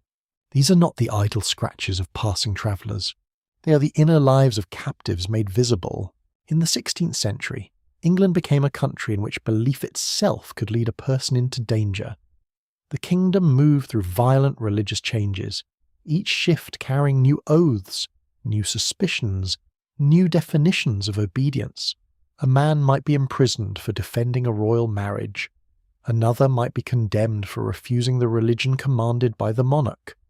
Another might spend years expecting death because his family, faith, and influence made him appear dangerous to the state. The Tower filled with people whose crimes were inseparable from conscience. Among them was Thomas Abel, a priest and scholar who served Catherine of Aragon, the first wife of King Henry VIII. When the king determined to end that marriage, Abel defended Catherine's cause in writing. His argument was not a muttered private opinion. It challenged the king's desire, the legality of a royal divorce, and the future marriage upon which Henry had set his will. For such defiance, Abel was imprisoned. Inside the Beauchamp Tower, he left a mark both modest and ingenious. He carved his own name in the form of a riddle, the name Thomas, accompanied by the image of a bell and the letter that completed the sound of his surname. It was a small act of identity, a private signature concealed in plain sight, perhaps touched with humour, even amid mortal danger. There is something profoundly human in that carving. Abel knew that officials could silence his sermons and condemn his written arguments. They could shut him behind stone and deny him the pulpit, the court, and the companionship of those who trusted him. Yet upon the prison wall he placed the shape of himself, not an elaborate speech, not a plea to a king who had ceased to listen, a name fashioned as an image, surviving the authority that imprisoned him. In July of the year 1540, Thomas Abel was executed for treason. The king's marriage to Catherine had ended. The world Abel had attempted to defend had been swept aside by law, execution, and royal command. But the small bell upon the wall remained. Elsewhere within those chambers, another prisoner carved not a personal symbol, but a family lament. The Dudley family had arisen magnificently under the young Protestant king, Edward VI. When the effort to place Lady Jane Grey upon the throne collapsed, the fall consumed those close to the scheme. John Dudley, Duke of Northumberland, was executed. His sons were imprisoned, each young man facing the possibility that his father's ambition had marked the whole family for destruction. A carving associated with the Dudley brothers survives in the Beauchamp Tower. It is elaborate, almost tender in its construction. A bear and a lion appear within a carefully made design, surrounded by flowers and leaves that represented the imprisoned brothers. Roses, honeysuckle, oak leaves, and gilliflowers grew from a wall in which no true garden could flourish. The design seems filled with longing. A captive cannot walk through summer fields at will. He cannot select flowers from a hedge or feel the earth beneath his shoes unless his keepers permit it. But in stone, a prisoner could create the idea of a garden. Each carved leaf became remembrance. Each blossom became a brother. Family identity, threatened by execution and disgrace, was gathered into an emblem that outlived the political catastrophe responsible for it. Religious imprisonment grew still more severe during the reign of Queen Elizabeth I. Her government faced Catholic opposition at home and Catholic powers overseas. Plots, invasion threats, disputed loyalties, secret worship, and fear of assassination darkened the political atmosphere. To be a leading Catholic nobleman was to live beneath suspicion. No matter how ancient one's family or polished one's manners, Philip Howard, Earl of Arundel, was among the greatest noblemen in England. He belonged to one of the proudest families in the realm, Yet his conversion to Catholicism, his withdrawal from royal favour, and his attempt to leave England led to his arrest. He was imprisoned within the Tower for 10 years. 10 years. Not a night of terror ending swiftly in a dawn execution. Not a brief confinement followed by pardon or exile. 10 cycles of winter rain against stone. 10 springs heard through barred distance. 10 years in which news from the world arrived, filtered through officers, servants, interrogations, permitted letters, and anxious rumour. In 1589, Philip Howard was condemned to death. The sentence was not immediately carried out. This was a distinctive cruelty, a punishment renewed every morning. To wake under a death sentence is to discover that life has not been returned, only extended under the executioner's shadow. Howard carved his name into the wall. Beside it, he set down his conviction that the suffering endured for Christ in this world would be repaid with glory in the world to come. The words do not sound like surrender. They sound like a man rebuilding freedom in the one territory his captors could not entirely govern. The Queen could hold his body. Her counsellors could define him as dangerous. A court could condemn him. Guards could shut the door. Yet the meaning of his pain, he insisted, belonged not to them, but to God. He was never led to the scaffold. In 1595, after years of imprisonment and the repeated expectation of execution, Philip Howard died of illness within the Tower. The wall became his memorial. Another inscription speaks with a sharper wound. Thomas Meyer, an Irish prisoner held during Elizabeth's reign, carved words declaring that strange torture had tested his truth, while his liberty remained denied. The letters appear not as decoration, but as accusation. Meyer was making the prison itself bear witness against those who claimed the right to question him. Here the stone becomes almost a court of appeal. A government may write its records in official hands. It may state that examinations were lawful, that custody was necessary, that a prisoner represented danger, but the captive carved a different record. Pain had been applied to him. He had not experienced the Tower as orderly administration. He had experienced it in the body. The walls therefore preserve 2 histories at once.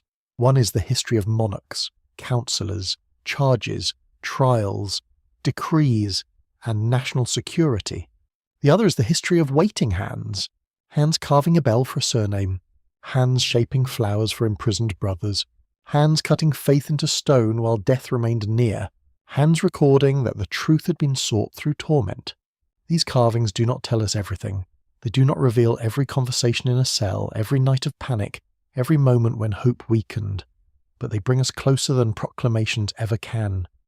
They reveal prisoners not as figures in a list of treasons, but as thinking, feeling people who understood the danger surrounding them and still wished to leave something honest behind. Stone was meant to contain them. Instead, stone carried their voices out for generations. Visitors have entered the Tower of London carrying an image already formed in the mind. A black chamber beneath the earth, rusted chains, pools of water, hooded tormentors waiting beside iron machines. Prisoners dragged endlessly through corridors while screams rose from every cellar and stone stair. It is a powerful vision. It is not entirely true. The Tower was never a vast factory of torture, grinding through thousands of nameless victims in secret underground chambers. Most prisoners held within its walls were not physically tortured. Many were confined, questioned, watched, deprived of liberty, separated from family, threatened with judgment, or held in the exhausting uncertainty of royal displeasure. Only a relatively small number are known to have been deliberately subjected to instruments of bodily torment. Yet the correction offers no comfort, for torture did occur here. It occurred with authority.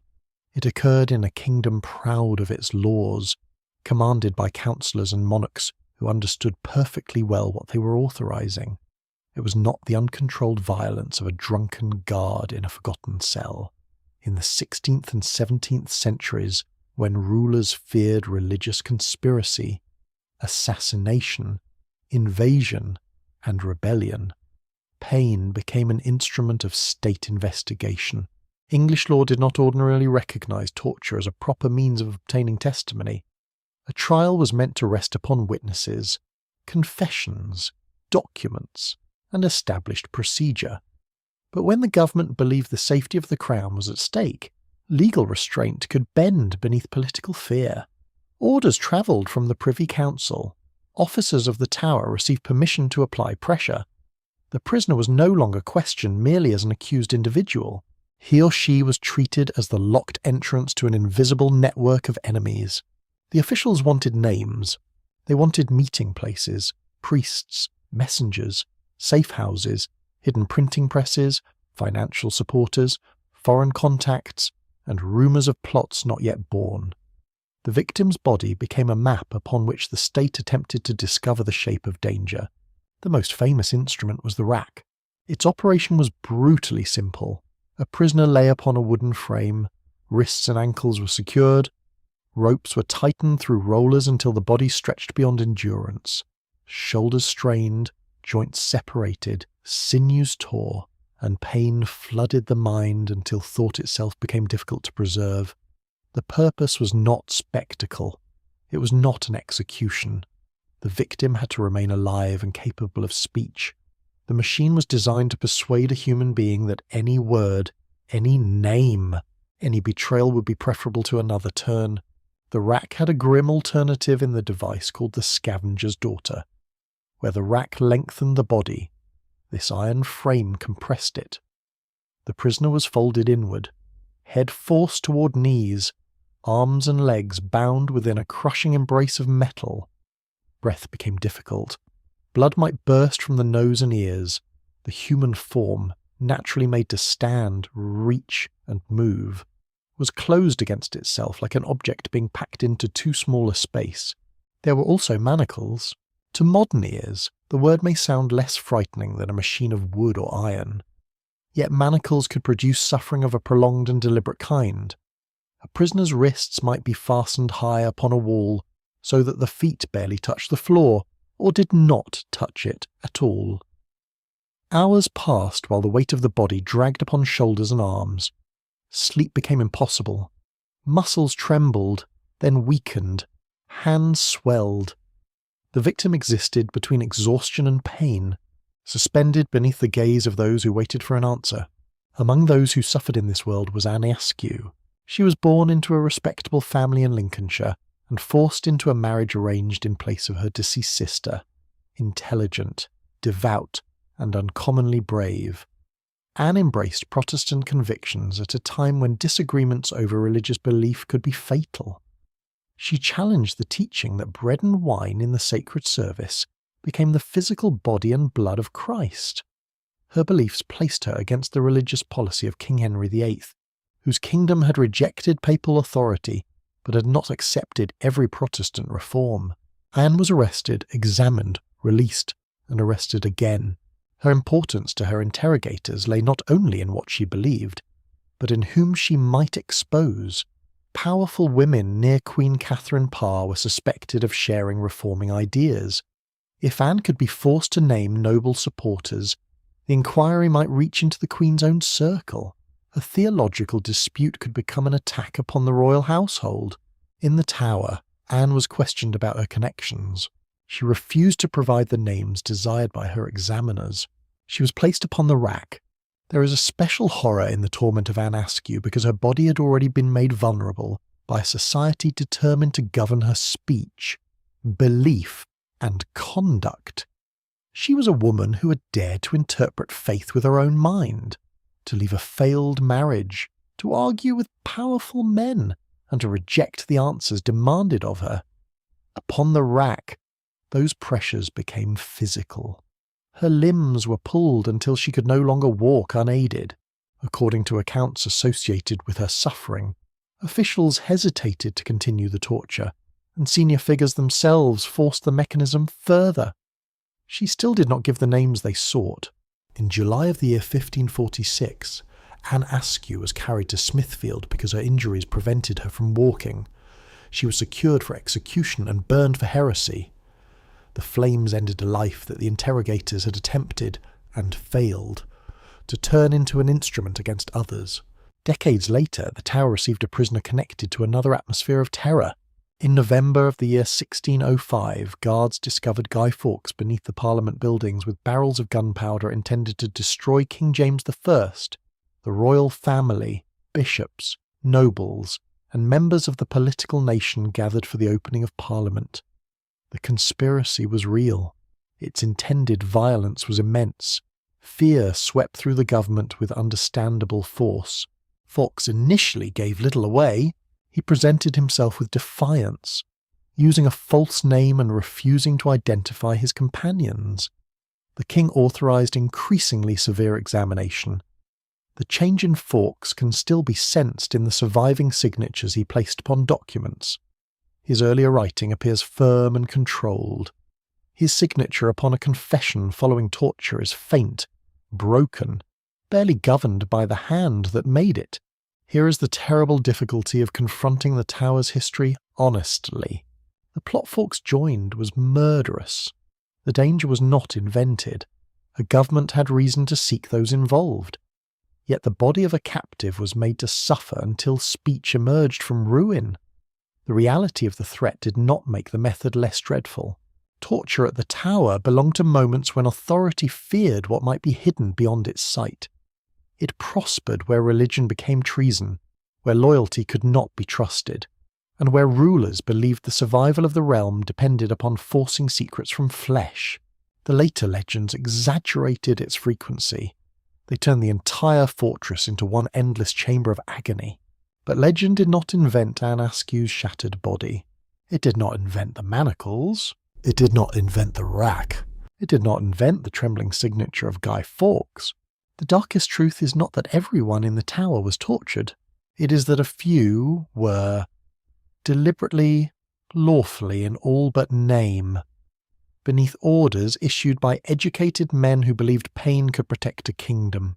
And somewhere in those guarded rooms, while officials waited with questions, a prisoner learned that the human body itself could become the final locked door. Beyond the walls of the tower, beyond the moat and the watchful gatehouses, there lay a patch of rising ground where death was made visible to the city. Tower Hill was not enclosed in royal silence. It belonged to the open air, to the murmur of crowds, to the cry of vendors, to the shuffle of thousands seeking a glimpse of a condemned face. Here the crown did not hide punishment, it displayed it.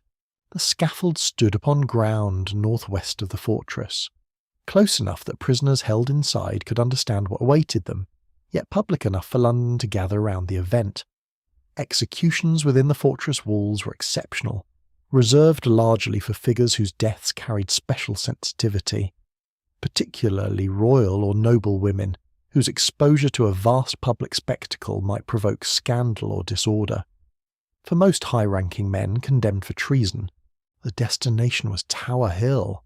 A prisoner leaving the tower for execution crossed a terrible boundary.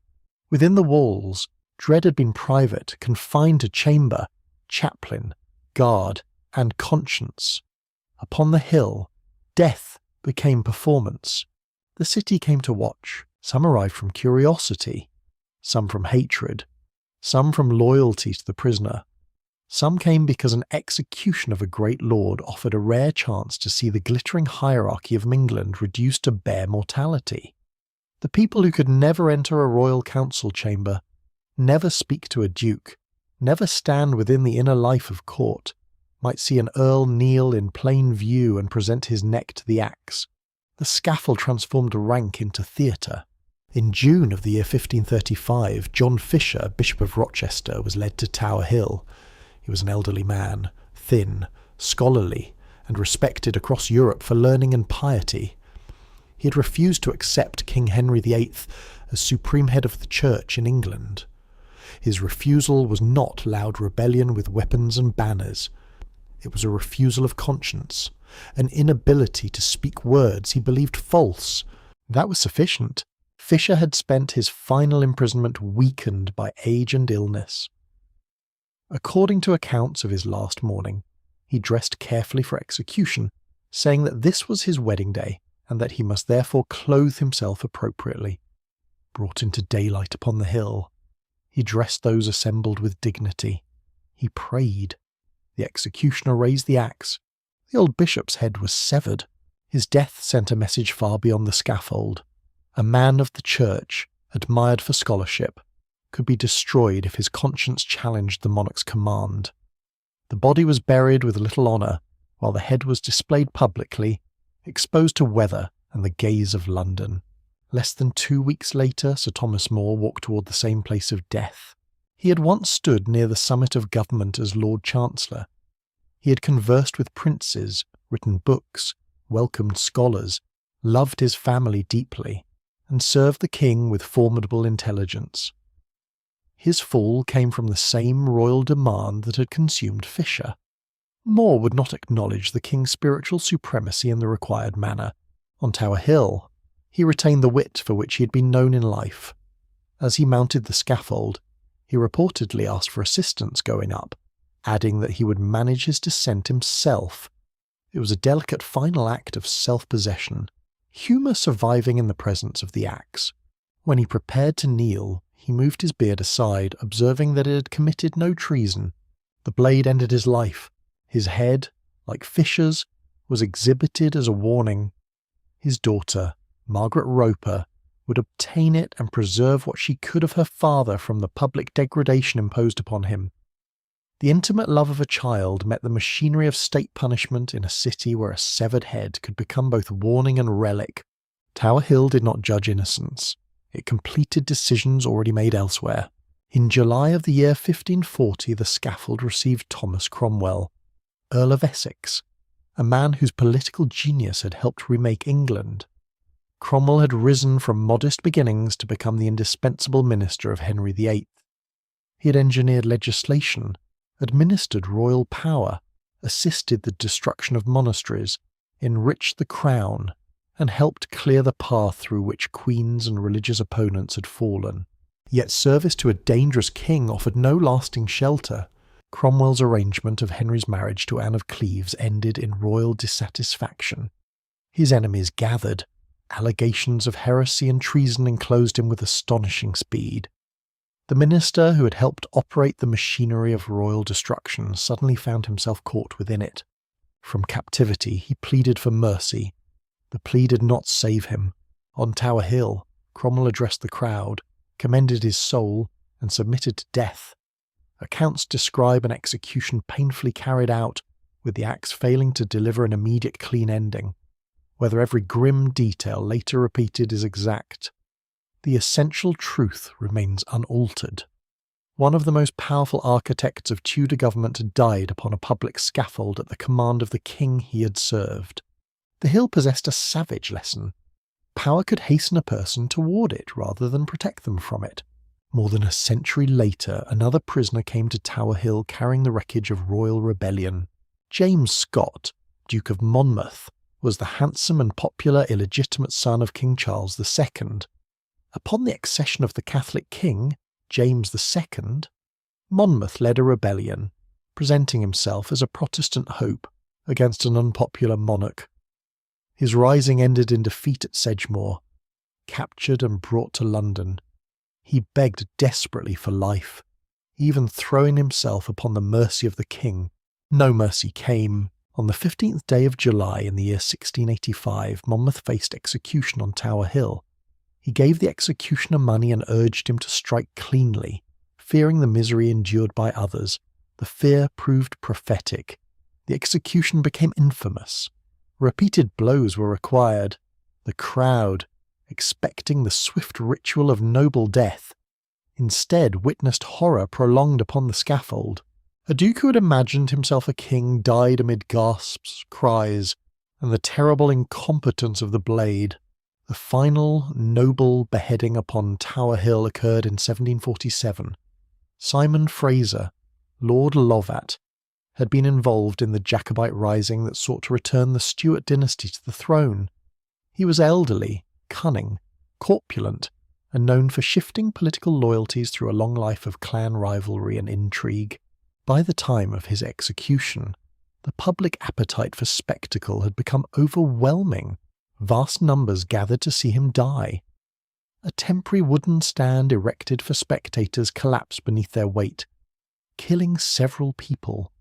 Thus, death reached outward from the scaffold even before the condemned man placed his head upon the block. Lord Lovat faced his ending with composure and a final grim amusement. When told of the deaths caused by the collapsed stand, he reportedly remarked upon the eagerness of people to see a man lose his head. Soon his own was taken. He was the last man judicially beheaded in Britain. The scaffold of Tower Hill has vanished. The roar of the crowd has dissolved. The grass and paving of the modern city conceal the place where bishops, councillors, rebels, dukes, and dreamers met the axe beneath the open sky. Yet the geography remains important. Inside the tower, authority could imprison a body. On Tower Hill, authority turned that body into a warning for everyone to see. The condemned did not simply die there. They were made into public messages written in blood upon the memory of London. By the 20th century, the Tower of London had become, to many citizens, a monument of an age already passing into ceremony. Tourists came to stare upon armour, crowns, ancient walls, and the glittering relics of monarchy. Uniformed warders guided visitors through stories of kings and queens. The river beside the fortress flowed through a capital transformed by railways, factories, telephones, newspapers, electric lamps, and imperial confidence. The axe and block seemed to belong to a vanished England, preserved in memory rather than waiting for fresh victims. Then Europe went to war. In August of the year 1914, Britain entered a conflict of engines, artillery, trenches, submarines, aircraft, coded messages, and invisible intelligence networks. London feared invasion and sabotage. German agents operating within Britain were no longer viewed merely as criminals who passed secrets for money. They were treated as enemy instruments inside a nation fighting for survival. The old fortress was given a new purpose. Not a royal favourite accused of offending a monarch, not a nobleman broken by faction, not a priest condemned for belief. The prisoners brought into its custody now belonged to the secret landscape of modern warfare. They carried false identities, coded communications, hidden intentions, and information that might guide hostile weapons toward British lives. Among the first was Karl-Hans Lodi. He had served in the German Navy and travelled under a false American identity. His task was to gather military information in Britain and send reports to Germany. He was not a theatrical villain moving through fog with a dagger beneath his coat. He was a trained observer, a man watching harbours, ships as defensive preparations, and the anxious rhythms of a nation mobilising for war. His messages were intercepted. Lodi was arrested in Ireland and brought for trial in London. The proceedings against him attracted great attention because the war was still new, and the image of an enemy agent moving beneath the surface of civilian life carried profound unease. At his trial, Lodi did not deny what he had done. He conducted himself with a composure that impressed some of those responsible for condemning him. He insisted that he had served his country as a soldier, accepting the consequence of capture. The consequence was death. In November of the year 1914, before dawn had fully lifted the darkness from London, Karl-Hans Lodi was taken to the tower. There, within a small rifle range constructed inside the fortress precincts, he faced a firing squad. This was not an execution upon a high wooden scaffold before a roaring crowd. There were no thousands pressed together upon a hill, no prolonged public ritual of disgrace, no severed head raised as a warning above a gate. Modern state punishment had become quieter. Officials attended, soldiers obeyed orders. A condemned agent stood or sat within an enclosed military space. Rifles cracked. Records were completed. The city beyond the walls moved into another day. Several German agents were shot within the tower during the First World War. Their deaths gave the fortress an unnerving modernity. The ancient castle was no longer simply a survivor from medieval violence. It had adapted itself to the severe logic of industrial conflict. A building once used to secure disputed heirs and fallen ministers now disposed of spies whose information might affect fleets, troops, and national survival. Peace came, but it did not endure. In September of the year 1939, Britain again entered war with Germany. This time the threat arrived with a new ferocity. Aircraft crossed the sky. Bombs fell upon London. Fire spread through streets under darkness. Families slept in shelters while explosions shook masonry and glass. The tower itself stood in a city attacked from above, its ancient outlines visible beneath smoke, searchlights, and the orange glow of burning buildings.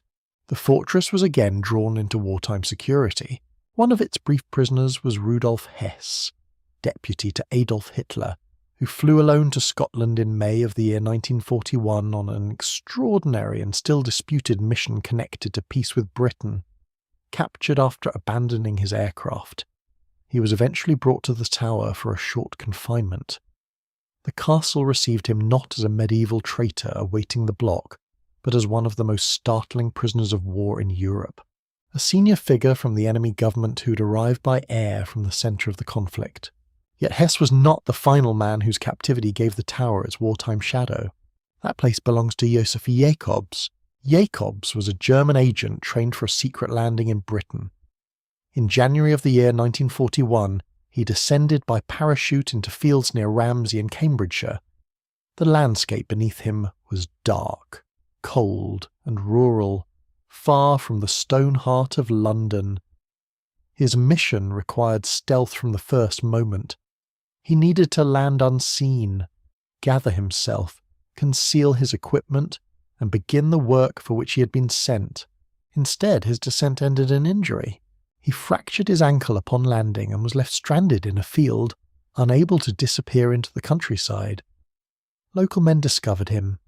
When searched, he carried material that made his purpose painfully clear: forged identification papers, British currency, a wireless transmitter, and other possessions connected with espionage. The enemy agent had entered Britain in darkness and been captured almost immediately by the simple disaster of a broken bone. Jacobs was interrogated and tried before a military court. Britain in 1941 lived beneath the pressure of invasion fear, bombing raids, naval danger, and intelligence war. A radio in the hands of a concealed agent could transmit military observations, guide enemy knowledge, and serve plans that placed lives in danger. The proceedings ended with a sentence of death. There was one grim complication. Jacobs could not stand properly because of the injury suffered when he landed. The man sent secretly by parachute into Britain would meet his death unable to stand before the soldiers ordered to shoot him. On the morning of the 15th day of August in the year 1941, Joseph Jacobs was taken to the miniature rifle range inside the Tower of London. A plain wooden chair was placed there. He was seated upon it and secured. A small target was fixed over his heart. Before him stood a firing squad of soldiers from the Scots Guards. Outside, Britain remained at war. Aircraft factories laboured. Troop trains moved. Families read casualty lists. London repaired bomb damage and prepared for further nights of alarm. Within the ancient fortress, a single imprisoned man faced the final seconds granted to him. Jacobs told the soldiers to shoot straight. The rifles fired. His body was taken away and buried in an unmarked grave in a Roman Catholic cemetery in northwest London. No royal tomb received him. No public monument announced his fate. He had arrived as a hidden operative of a modern war and departed as a name in the record of the Tower's final execution. The chair upon which he sat survived. It carries damage from the bullets fired that August morning. A plain domestic object transformed into a relic of state death. There is something almost unbearable in its ordinariness. A chair belongs near a table, beside a fire, in a room where a person rests. Here, it became necessary because a condemned man had shattered his ankle while descending into enemy land.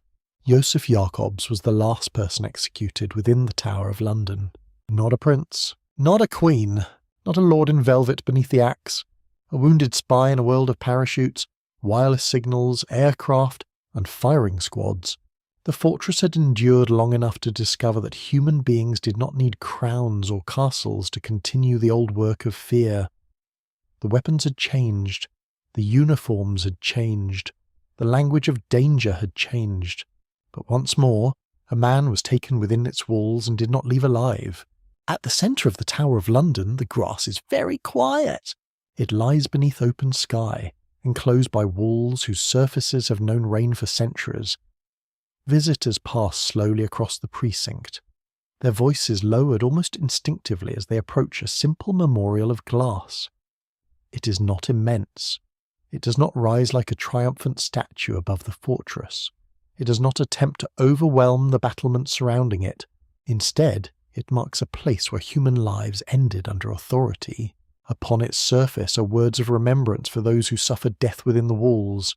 Beneath the changing London light, the memorial catches reflections of stone, cloud, faces, and passing birds. People gather around it in small circles. Some recognize the names immediately. Some know only that this is a place connected with sorrow. Some read in silence, then step away with the uneasy expression of those who have discovered that history is not comfortably distant at all. The tower is no ruin abandoned to weeds and wind. It remains cared for, visited, ceremonial, alive. The crown is still associated with its guarded chambers. Uniformed warders still walk its passages. Ravens still move with black, deliberate intelligence across lawns and roofs, attended by legend as though they were fragments of an older world permitted to remain among us. But the true guardians of this place are not birds, soldiers, jewels, or walls. They are names. A fortress can be admired for architecture. It can be photographed in sunlight. It can be placed upon guidebooks and souvenirs. Yet once we learn the names of those who were brought within it and denied the ordinary future of human life, the stones change their character. Windows become points of longing. Stairways become routes walked under guard. A chapel becomes not simply a place of worship, but a resting place for the dead whose lives collided with the will of rulers who never escaped. The question is not answered by a single list. Some were killed openly. Their deaths entered into records, their bodies buried beneath sacred floors or in earth beyond the walls. Their captivity ended only when breath ended. Some were condemned in public and remembered because their rank, faith, beauty, youth, or political importance kept their names alive. Others disappeared into a more disturbing darkness. A prisoner who leaves no reliable account, no secure grave, no confession from a killer, no final letter becomes trapped in a second captivity. The body is lost, and then certainty is lost with it. The missing cannot speak. Those who loved them cannot bury them with complete knowledge. Generations inherit not mourning alone, but argument. Perhaps this is why the lost royal children remain so powerful in the imagination. The absence of a final answer leaves a door open inside the mind. We see a chamber in fading daylight. We see two young figures listening for footsteps. We know that political power surrounded them. We know that they ceased to appear. Yet history withholds the final movement of the story. Unsolicited drift to ponder. We confront the edge beyond which surviving evidence does not carry us. Scientific discovery may one day bring greater clarity. Human remains can be examined through radiocarbon dating. Genomic data can restore relationships hidden across centuries. New archival research can reveal overlooked testimony. Digital study can recover faint marks from walls that seemed silent. Stratigraphic excavation, when possible, can distinguish a true burial context from later disturbance. The tools of the modern world are astonishing. Still, for the most part, secrets remain hidden. Science may tell us whose bones rest in an urn. It may establish a date, an age, a kinship, a wound. It cannot always recover the last whisper in a darkened room. It cannot always tell us whether a frightened servant obeyed an order, whether a counsellor understood what he had enabled, whether a ruler slept easily once a rival had ceased to be seen. The deepest history of the Tower is therefore not a catalogue of cruelty. It is a study of what happens when human beings give institutions the power to make people disappear. The accused were not monsters from a strange and primitive age. They were human beings as intelligent, fearful, self-deceiving, ambitious, loving, devout, and vulnerable as people living now. The officials who questioned them were not creatures without reason. They were educated men serving systems they believed necessary. The crowds who gathered to witness punishment were not a separate species. They were citizens drawn by fear, curiosity, anger, loyalty, and spectacle.